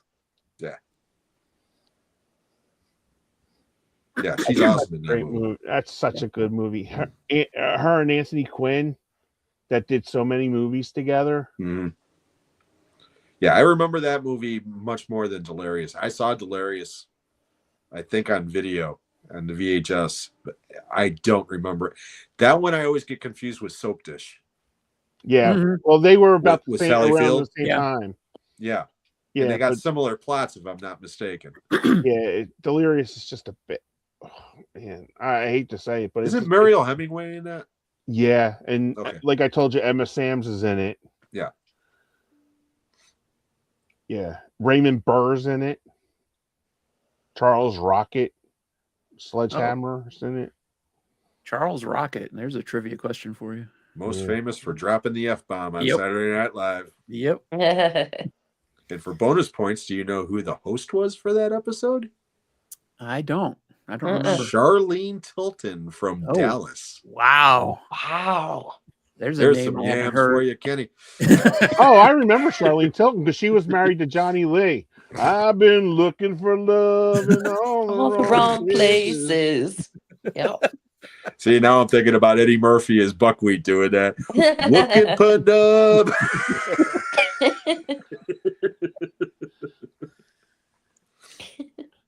Also 91, Boris and Natasha, where he played Kalishak, I guess. Now that is not the De It's a Niro TV one. movie. Oh, okay. Yeah. Yeah, I was gonna say because the Sally Neuro one was Kellerman- like in the 2000s. Yeah. I will be watching this on Tubi. It's on Tubi.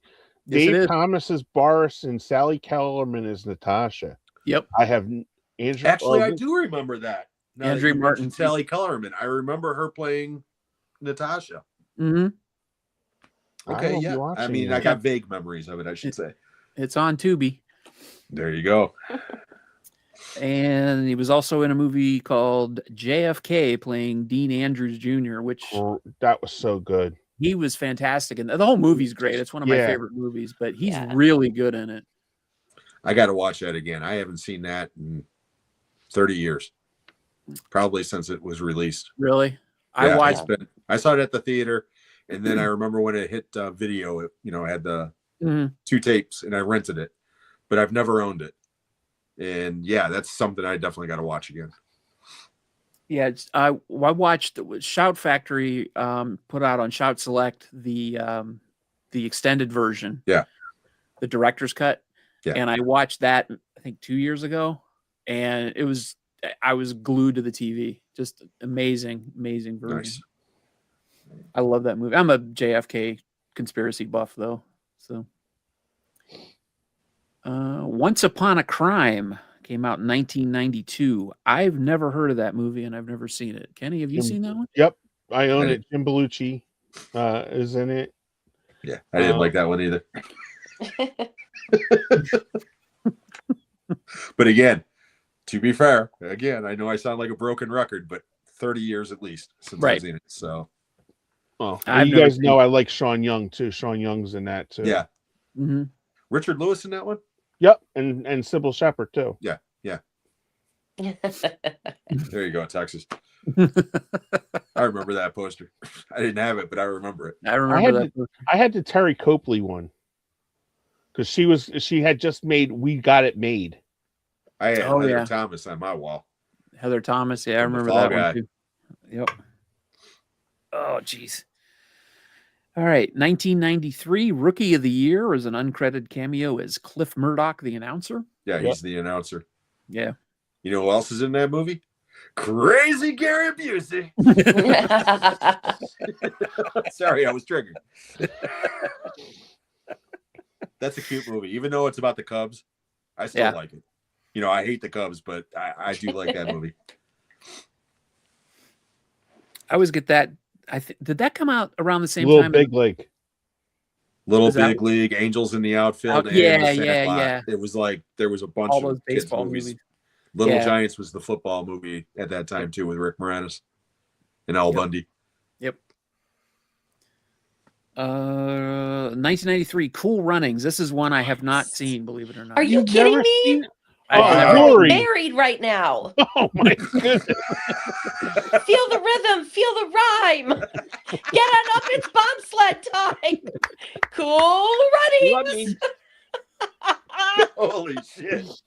Where they're in the bathtub Well done, together. well done. So Great good. job, We're Lori. watching. It is We're very watching good. it as soon as I It get is back. very We're good. watching it. All right. For a Walt Disney kids sports movie, it's great. It really It's is. fantastic. Yeah, it really is. I don't own that one either, but it is. It's a lot Oh of my fun. gosh. And fun fact: the Jamaican bobsled team just made the Olympics this year, Oh, Yeah. did so they that's really? exciting. Oh, Uh-huh. cool. Yeah, Yep. So we'll get to see them run they've done again. it- they've done it before, but they always qualify like at the very bottom. Yeah. just getting there. What the hell? Yeah. But no, it is. It's a very funny movie. It really is. Yeah, I have never heard a bad thing about it. It's just one of those movies I haven't seen. It'll probably be on my first watch list at the end of this year. So There you don't go. worry. If Lori has anything to say about it, it will be. Yeah. Yep. I have a funny feeling that won't be too long. Put that Um, on one of your polls. I bet you it'll win. Well, all those polls are things I have on Blu-ray. Oh, gotcha. So, yeah. I don't think I've ever told the story of how I picked those movies. I have the CLZ Movies app, hmm and you can just shake it and it'll pick a random movie for you to watch. No kidding. And so that's what I do. I just shake my phone and it picks a movie, and if I've seen it, I skip to the next movie. And so I pick 3 movies that come up in any order, and that's what I pick for those polls. And you didn't skip Madam Web. You're Nope. a strong man. Did you watch that, Madam Web? What's that? Did Lori watch Madam Web? She No. listened to it. No, Lori had better things to do than to watch Madam Web. Yeah.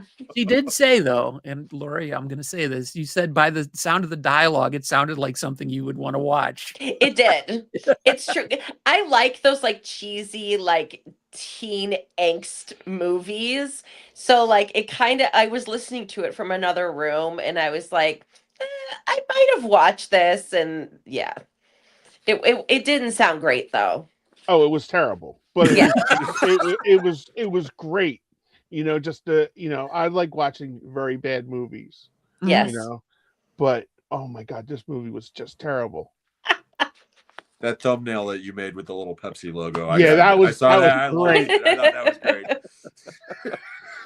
Yeah. Because you had said, Kenny, I think you called it product placement, the movie. Yeah. Yeah. And I was Like like, I've oh, I never wonder seen what. it. Oh, you've never seen it, Jim? I thought you No, saw it. I said I was not going to watch it after Kenny was bitching about it so much last year and said that it's Pepsi the movie. He was like, but you never actually see anybody drink it. You just No. see them with the goddamn can. Yeah, it was. Yeah. It was Lori. Did you ever see Leonard Part 6 with Bill Cosby?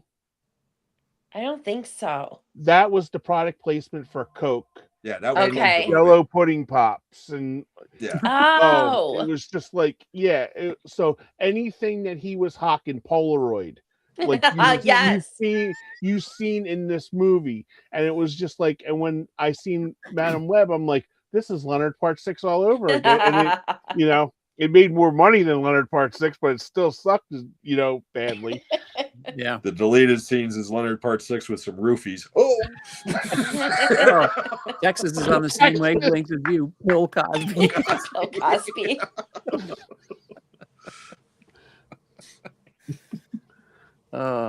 Okay. He was in another movie, another TV movie in '94 called Hostage for a Day. Yeah, I remember that. I remember watching that. Really? Yeah, no idea. Mm-mm. He directed it. George Wendt. George Wendt starred in it. And Yeah, it he- basically had every friend that they knew from like Second City, basically in it. Yeah, I'm looking And through the. and Dean Wormer was in it too. Yeah, John Vernon. Yep. I love John Vernon. Robin Duke. Oh wow, there's a name you don't hear anymore. Don Lake, I remember being in it. Yeah, no, I'm unfamiliar with that one for sure. Yeah, I saw somebody talking about it online, and they said that they couldn't believe that Candy would be associated with it, but he directed it, and Oh. they said that the movie would have been 10 times better if he would have played the George Wendt role. Yep. I didn't see it, so I can't comment. But would you say that's true, Kenny? Yeah. Yeah. The artwork looks pretty terrible. I'll show you.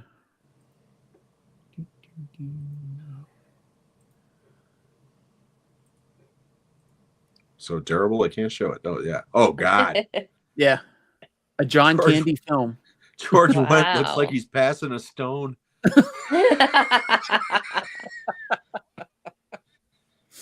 Yeah. There's another one where he's like tied up. I think that was like the video store one. That one. Yeah. Yeah, no idea. Special director's cut. Alrighty. Special director's cut. They've got John Candy here. Special appearance by in his directorial debut. Yeah. Talk about trying to get you to watch the movie. Yep. Vidmark, you know it's quality. Yeah. The same. Yeah, see, he's passing a stone, man. I'm telling Yeah. you. I'm gonna use this dynamite, damn it. Yeah. Great quality pictures on here. Mhm. Yeah, Yeah, no. it's Robin Duke. Oh well. Okay. And then, unfortunately, in 1994, Yeah, I was he gonna say we're passed getting to away. the end. Yeah. Yeah. But we had two movies that came out after he died. Wagons East, Jeez. which is with I've Richard never Lewis. I watched believe. it. You've never seen it? No, It's I can't. one of the worst movies ever made. Really? It's horrible. It's Aw. absolutely terrible. And both of those guys deserve better, Yeah. you know? And then 95 Canadian Bacon came out, which I own. I have not watched yet. Yeah. Here it is, Slightly right here. less terrible. Yeah, I have it right here. Dollar Tree Okay. special. that's what I was going to say. I got it from the Dollar Tree too. Yep. Yeah. Yep. Yeah, it's worth the buck. Yeah. But it's better than Wagons East. Yeah. You know, Wagons East. That's the one he was filming when he passed away. Yes. Yeah. Yeah. And you could tell, you know, that movie is not finished or whatever. But even if they would have finished it, I have a feeling it still suck. It's just it's not good. All right, let's take a look through the comments and see what we missed, because I apologize. It's been very busy in the comment.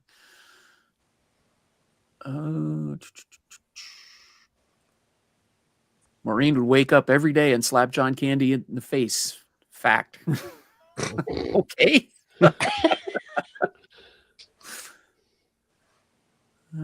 right. Oh, Lori, don't listen to them. Nothing but trouble is terrific. Okay. Yeah. Wasn't it Stacy that said that Pulp Fiction was bad? Or Saving Private Ryan was bad. That's what it was.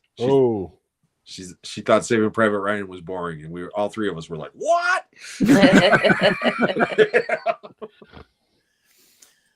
And Ken said Candy would have made a great dramatic actor. I totally agree. Yep. Mhm. Yeah. Yeah, because whenever he did anything dramatic, it was great. Yep. Mhm. And again, I go back to I sound like a broken record, but go to Planes, Trains, and Automobiles. Yep. Because he does the whole spectrum. Yeah. He'll make you laugh and he'll make you cry, you know, Yep. and everything in between. It's just it's a great performance.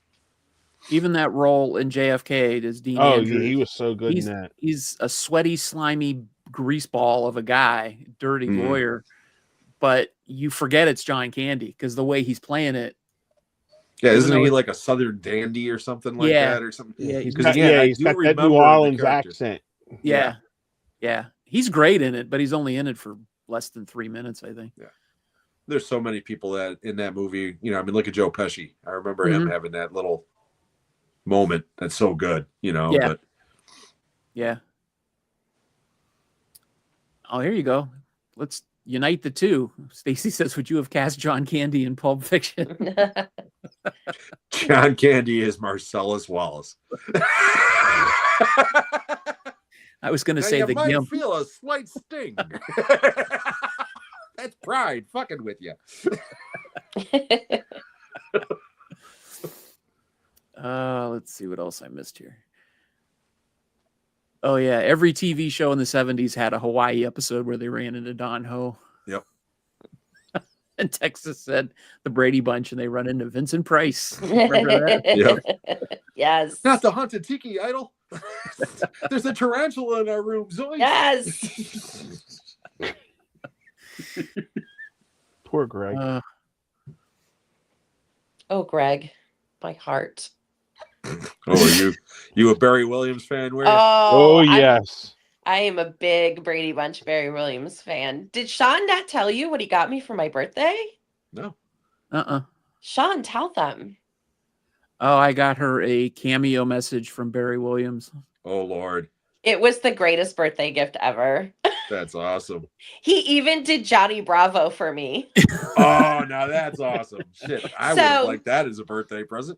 This is so off topic, but I was on stage with Barry Williams doing the Johnny Bravo dance. Oh, that's so cool. Yep, I'm a big fan. That's cool. That's great. That's cool. Yep, we tried That to is- get him to go to the bar with us after the show, but he wouldn't come. Yeah, Oh, that's so awesome. that's cool though. Very cool. Yep. I'm looking. I'm monitoring the stream on my laptop next to me. That's what I'm looking over at. And there's a comment that came up that did not come up over here in StreamYard. But it's kind of funny. It says my favorite. It's from Jordan somebody 2763. My favorite John Candy film is Uncle Buck. And can you guys sing the Dennis song from Little Shop of Horrors? Oh, No, I can't. no. Mm-mm. And he was also in Follow That Bird. So that must have been a very early comment. Yeah. Rambo. Telling you. Yes.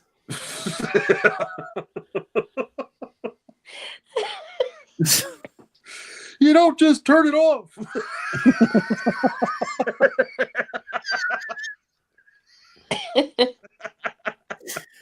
Now I see Big Bird with a red bandana on, carrying a rocket launcher.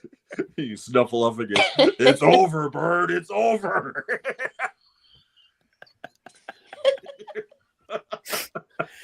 Oh God. Let's see. This is what we do. We were talking about your prom outfit. Oh yeah. I I have to find that, and I will post it. Can't wait. Yeah. I'll post it. I look pretty darn good in a tux. So what color was the tux, Kenny? It was I was it was the 1986 Miami Vice collection. It was powder blue. It was powder blue. Oh my With the gosh, so you pink had powder cover on it. blue and then a pink? Yeah. Well, see, I'm colorblind, so I'm totally fucked anyway, as it is. Okay, so I don't know what it looked like. My mom said, "You look very handsome." Oh, They told that him that sounds it- amazing. They told him that it was powder blue and pink. It was. We got, because when you go to the prom, they're always affiliated with it. Tuxedo Junction was the place. Oh yeah. Okay. And we went there, and there was like a whole bunch of us, because everybody from like my shop went, so everybody was getting their tuxes fitted, and it was like I went for the Miami Vice collection, and because I was like Don Johnson, like that, and I'm like, although I'm not built like Don Johnson, I look like John Candy in that Armed and Dangerous movie with that tux on. I'll post it if I can find it. I have to find it, but I will post it. I'll see if my brother still has my brother probably doesn't have the picture. When you give your prom pictures away. But yeah, I'll post it. I'll put it on here so everybody can see it, because I look good. She looked great. Yeah, funny about that. We rented a limo from Earl Funeral Home. And we were supposed to go with two other couples, but there was a problem. Like, there was a breakup the night before we were supposed to go to the prom. He pulled out on me, and I just That's like, what she so I said. had two dates for the prom that night. Wow. Whoa, Mac Yeah. Daddy. That's why Whoa. the Yam King was born that night. He really, yeah. But no, because I didn't want her to, she wasn't going to go, and I'm like, we're going to go, so it was like, we all went. So my girlfriend, she was like, I'm hungry. I'm like, honey, we're like about 15 minutes away from, because it was at the racetrack, Cherry Hill Racetrack. Okay. And it was like, we're about 15 minutes. She goes, no, I'm hungry. I feel like a Big Mac. So we rolled down the procession thing, and we said to the guy, and it was like, Larry, can we hit a McDonald's on the way? The girls are hungry. And he's like, no problem. Rolled it back up. We went through the drive-in. I said, rolled down and go, Larry, you want a super meal too? So it was like Big Macs all around. Oh my God.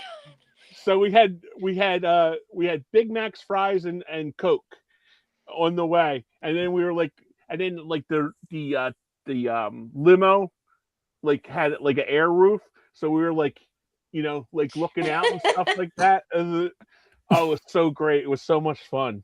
It was a hearse. It was a limo, right? It wasn't a hearse. No, it was a big ass limo.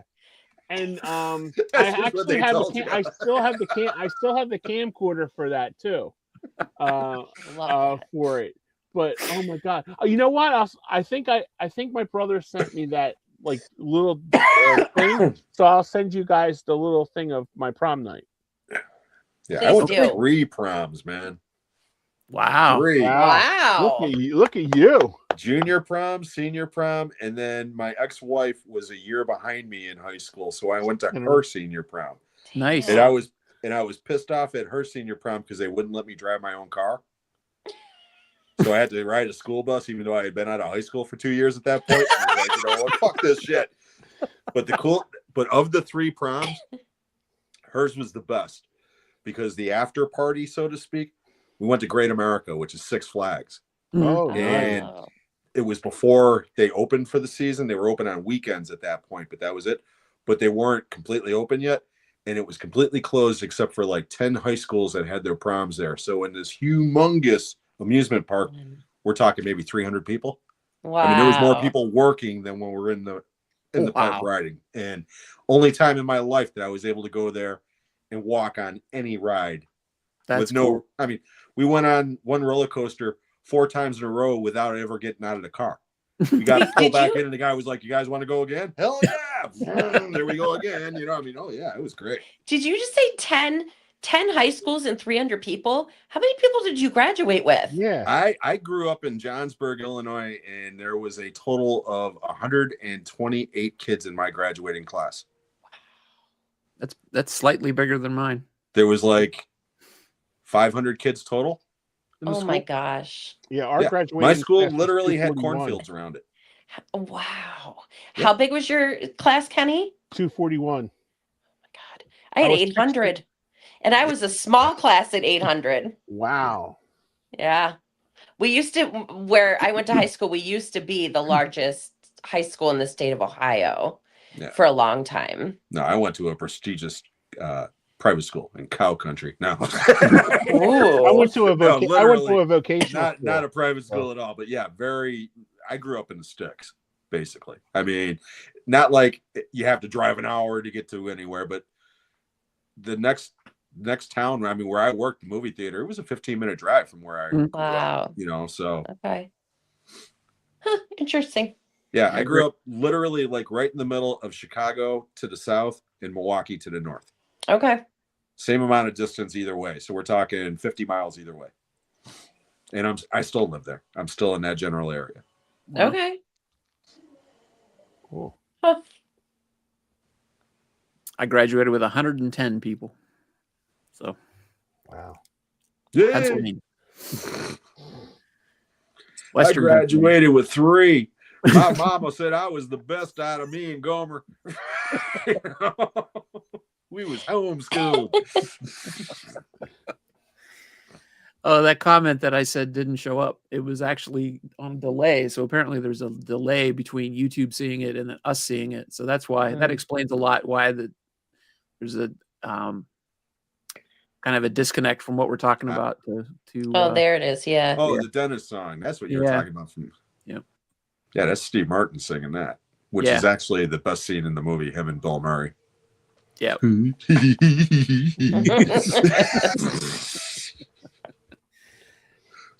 Have you ever seen Sesame Street Follow That Bird? Yeah, hit the Yeah. replay on this one because we uncovered a secret Yeah. connection. Yeah, I between- blew 3 minds.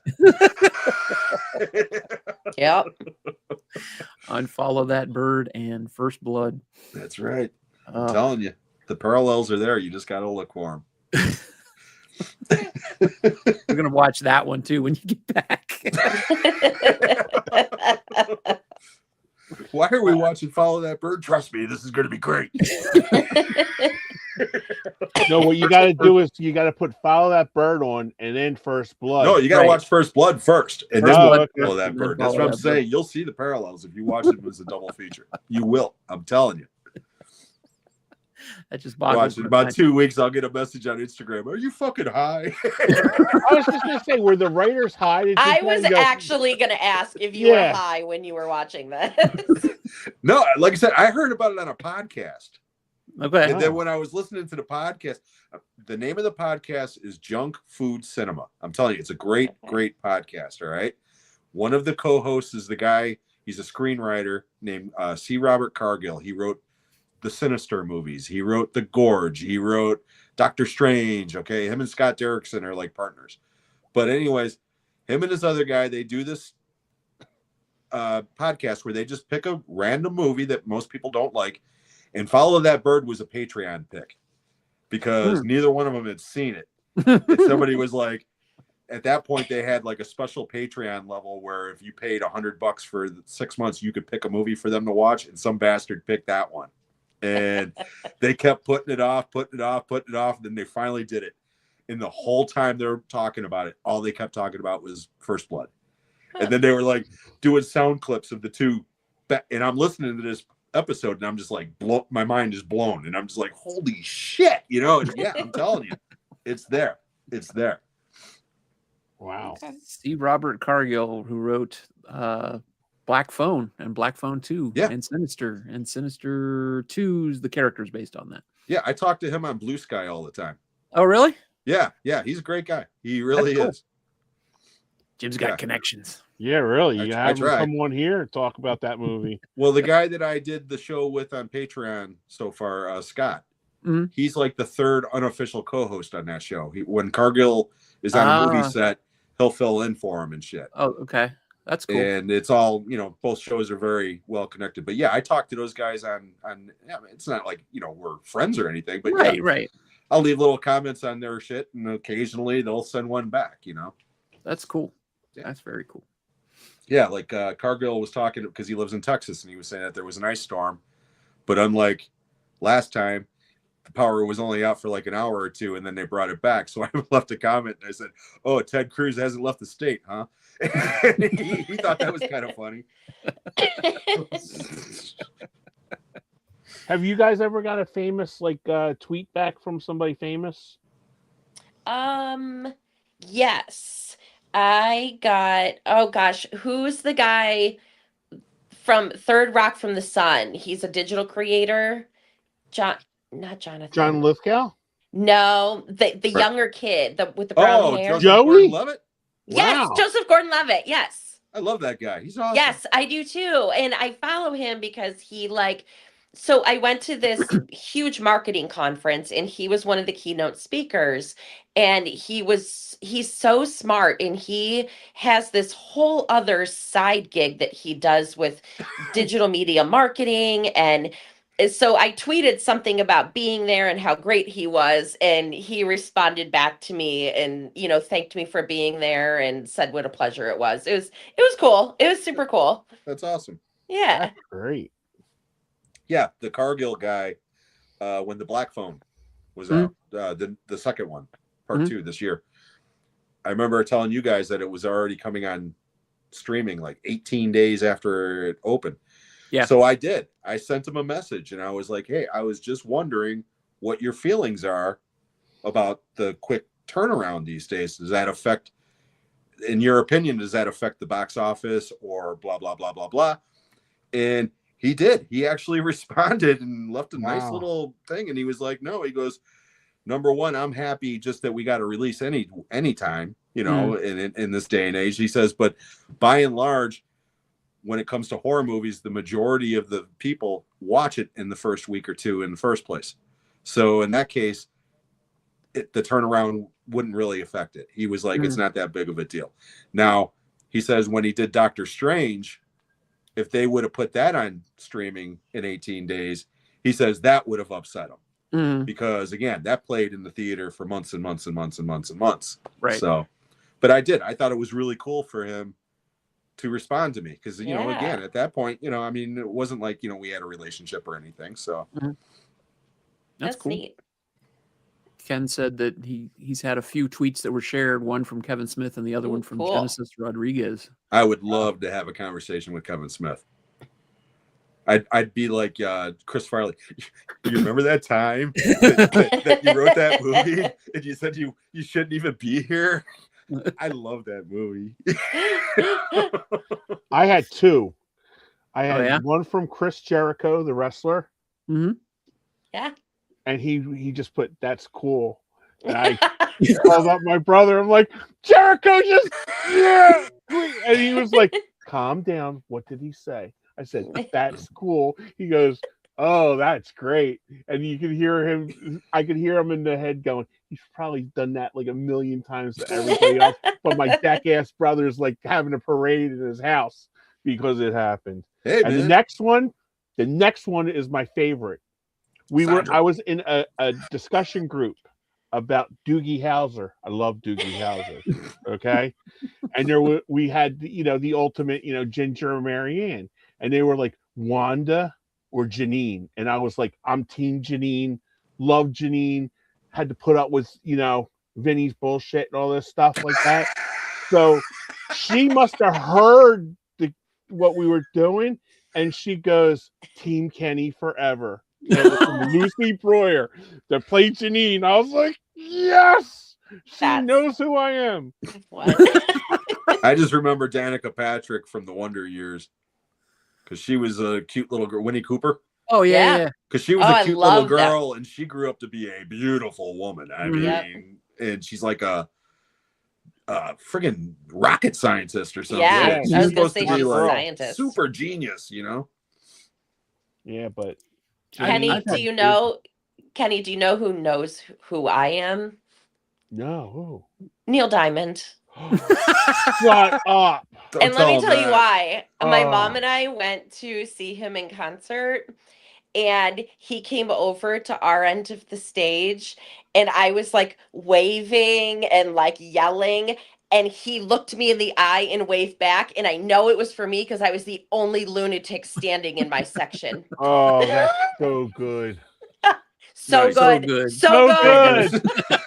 I Yep. love Neil Diamond. We have to have a special podcast Oh. without without me. Without these two. without He just started to a say it. dude, jazz singer. Oh my Yep. god! Again, I will go on the record one final time. I have no issues with Neil Diamond whatsoever. I think his music is wonderful. I think he's a great artist. The man can't act. And that movie is an abomination. That's all I ever said was that I didn't like the. But Come on, when because he I didn't starts like to the tell jazz Love on singer, the Rocks. apparently I hate Neil Yes. Diamond.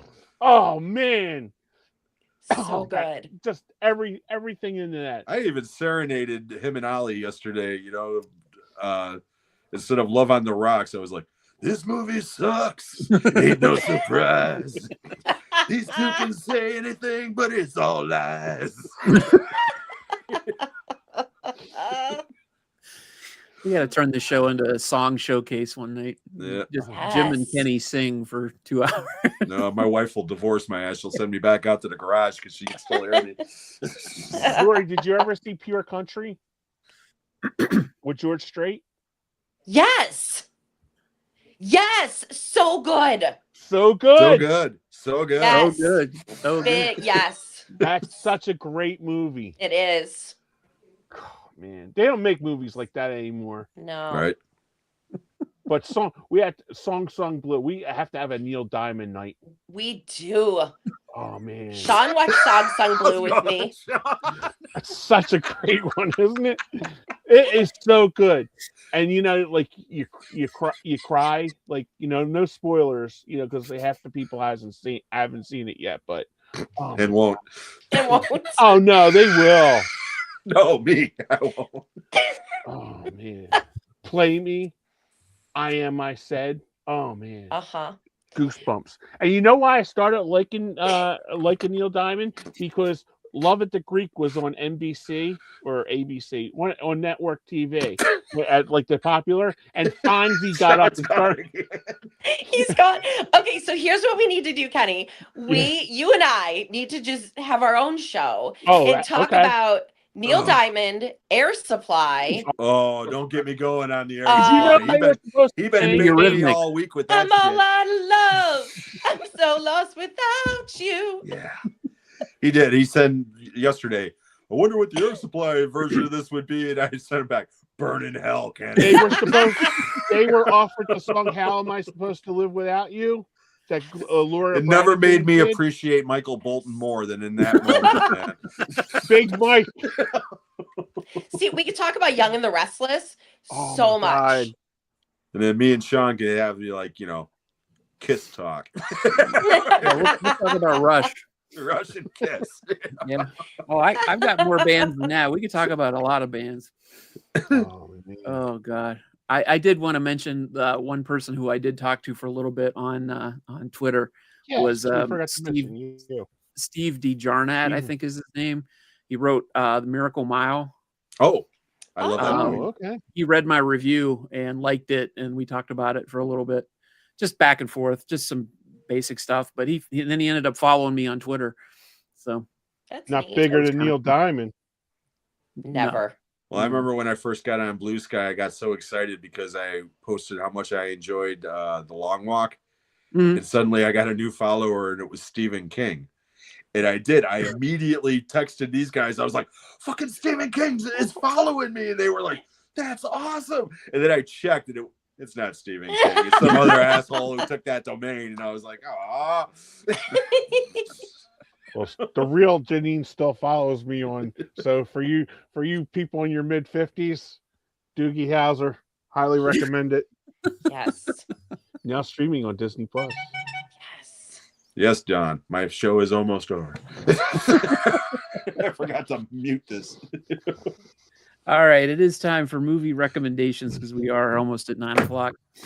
Mhm. So Kenny, what you got? I am going for the 1986 cinema classic Armed and Dangerous, now on Tubi, with Awesome. starring John Candy and Eugene Levy, and Nice. the beautiful Meg Ryan. Beautiful, Meg Ryan. Beautiful. Meg Ryan. Absolutely. Yep. All righty. Jim, what do you have? We talked about it briefly earlier, but from the glorious year of 1981, which was a great year, not quite as good as 82, but it was still pretty fucking good. Heavy Metal. I love this movie, and he does the voice of a couple of different characters. One is a teenage boy who gets sucked up through a black hole and immediately turns into the Rock and gets laid like 20 times. But my favorite character is the robot who kidnaps a woman, has sex with her, says women always feel guilty when they have sexual feelings from a mechanical assistant,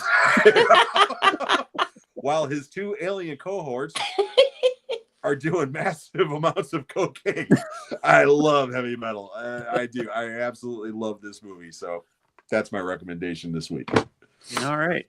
All right. Lori. So mine's a brand new one that just came out, and we watched it last night, called The Rip, with Matt Damon Ooh. and Ben Affleck, and it was fantastic. Yeah. It's drug dealers, and they play cops, and it's just a lot of back and forth. There's a lot of trust issues and betrayal and greed, and it was just a really good movie. We enjoyed it. It went by really fast, and it was action packed. So yeah, we really enjoyed it. Yeah, it was good. Joe Carnahan. Yep. Yeah. Love that guy. He's a very underrated director. Yeah. Very, very good movie. Yeah, it is good. I watched it too. It's not my recommendation of the week, though. I got a Tubi special. This one. Oh, Ooh. Yeah. he's moving in on your action. Yeah, I know. I actually watched it on Prime Video, so I didn't watch it on Tubi. But it's called The G from 2024, starring Dale Dickey, who you may remember from Hell or High Water. She's a character actress. She's been in a ton of things. But anyway, she's like a 72-year-old woman. She gets put into a assisted living house against her will, her and her husband, and they don't realize who they're dealing with. She's got connections. That's all I'm going to say. It's kind of a slow burn. It's not an action movie, but it's sort of a revenge movie.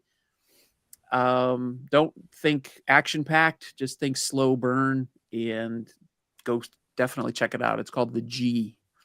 Awesome. Yeah. Putting that on my list now. Dale Dickey was in the ATM episode of Breaking Bad. I didn't see that, but yeah, she's a great character actress, and she's fantastic in this. And as always, the trailers for all of these movies will be up on Talking Movies 2024 YouTube channel, so you can check them out. Although you probably know Armed and Dangerous and Heavy Metal and The Rip. So if you're interested, the trailer for The G will be on there. Most guys of a certain age definitely know Heavy Metal. Yeah. Oh yeah. Yeah, definitely. I got it on 4K. Laura, you want to watch it? It's a fun movie. It's a fun movie. It's got a great soundtrack. real quickly before we say goodbye and thank Lori and everybody else, I just want to take this opportunity to tell people that this coming Friday night, Jen's channel, who was in the chat earlier, Villainous Vixen, she is going to be starting a brand new series called 80s Iconic Horror. And she's each episode is a live stream. She's going to be covering 1 year, starting with 1980, of course. And the first episode is this coming Friday at 7:00 Eastern on her channel. And she was kind enough to ask me and Kenny to be guests on that panel. So just wanted to take this opportunity to say thank you, Jen, for inviting Jen. me and Ken. Go, And Jen. Hopefully everybody can come over to Jen's channel, show her some love, give her a subscribe, and join me and Kenny on Friday. And So, even if you don't know anything about horror, it's going to be a fun hang. Absolutely. With people. And Jen's great. So yeah, please, Jen's by a all lot of means, fun. go over there and show Jen some love. Oh, and Texas and Juno will be there too. Yeah. So there you go. Awesome. There you go. It'll be everybody here except me and Lori. Yeah. Yeah, because they're going to be watching Cool Runnings. No. I'll be in Panama where it's warm. Sean will be at home. I get to stay home and watch the dogs. She got the better end of the deal. Well, Sean, did. if you're not busy, hop on over. Oh, So- I'll be on. Yeah, I'll Yeah. definitely be on. Yeah. So and Hey, Mike. and Mike. Also, Mike, since Mike was on there, Mike invited me to be on his channel the first week of February. I Nice. believe it's the 5th, but I don't know. But I'll be posting updates on my channel about that as well. Oh, thank you, Mike. I appreciate that, buddy. I was going to say there's something different. I didn't pick up I on took it. the glasses off too, but took yeah, The glasses beard. and the beard. Yeah, definitely. so I told him he looks like Freddy Krueger. With Yeah, which I didn't mind, but for no, it's a whatever reason, compliment. okay. I even told my wife this, Kenny, and even she was like, "Yeah, I see it." Ollie and the guys over in the UK, for whatever reason, keep saying that I look like Craig T. Nelson, No. and I No. don't see it anywhere, and Kenny doesn't either. My wife was like, well, "I can kind of see that." It's like, where? Well, they eat mushy peas. What the fuck's that? Mushy peas. Yeah, well, You know? beans on their fucking breakfast thing. Yeah, you know? and they put baked beans on their toast. The hell's that? Hi. See, now Sean and Lori are both like, All right. Lori, We are thank at you the so much. You're Thank you, Lori. We Aw. got we got to have Lori on more when her schedule permits. Yes. Thank you. When you Thank come you. back No, from your I'd love to come tropical- back. When you come back from Awesome. your tropical getaway, Yeah. and Yes. please be safe have and have a her. great trip. Thank you. Have a great Thank you, trip. guys. I wonder if they play Van Halen's Panama there. You think? I don't know, but I've been singing it since we booked this trip. My And I'm sure that at 6 a.m. when we board that plane that we will be singing Panama. my grandson's mom just came back from Panama about 2 Okay. months ago. She won a trip through work, and Oh, wow. her and her boyfriend went, and they didn't leave the resort, but she Yeah. said it was great. She loved it. So Well, we're taking a boat ride up the Panama Canal, which I'm super excited Ooh, about. That'll be nice. neat. Yeah. Yeah, when she went was about the time that Trump was saying that he wanted to take back the canal. And I told her, don't wear any red hats and don't leave the No. resort. No. Don't wear anything with a flag on it. No. Yeah. If anybody No. asks, for Canadian flag, you're okay. Yeah. Yes. Yeah. Yeah, Greenland. Mike dropped. Go with the drops his Greenland date. flag and everybody will, they'll love you. All right, everybody. Thank you, Lori, for coming on. Thanks for Yes. fitting us into your Yeah. schedule. You were awesome as And- always. And Mike saying that the show is February 5th, 7 p.m. Eastern Time, 8 p.m. Central Time. There you go. No, actually it'd be the other way around, wouldn't it? Because Mm, Eastern time's an hour ahead of Central time. That's right. We'll figure it Yeah. out. Don't worry about Yeah. it. Whatever. February 5th. You got 24 It's hours. to February figure it 5th. out. Go on his channel. Yeah, and we just got a week. wait. We got a week. So I'll be plugging the hell out of it because everybody knows I'm a whore. Texas, do you have any shows coming up? You and Juno? Besides with us on Friday. Besides with us on Friday? You haven't. Texas and Juno are great hangs. Junexus. Junexus. That's what they call it. Junexus. Junexus. Thanks, everybody. Yeah, No, thanks for Yeah. coming. out. Thanks everybody. Texas, I'll plug your show in the community posts as we are gonna log out. But thanks, everybody. We'll be back in 2 weeks. We don't have a topic yet. 2 weeks. Dude. 2-2. 2-2. Just Friday so far, he says. But Okay, I'm working cool. on it. Awesome. Cool. All right. Thanks, Texas. Thanks, everybody in the chat. Thank you, Lori. Thank you, Kenny. Thank you, Jim. Thank you, me. Yep. Thank you. No, thank And, you, Sean. No, thank Thank you. you. Thank you. And enjoy our new outro. And we'll see you in 2 weeks. 2 guys. weeks. Bye. Night, Bye. Lou. Good night, everybody.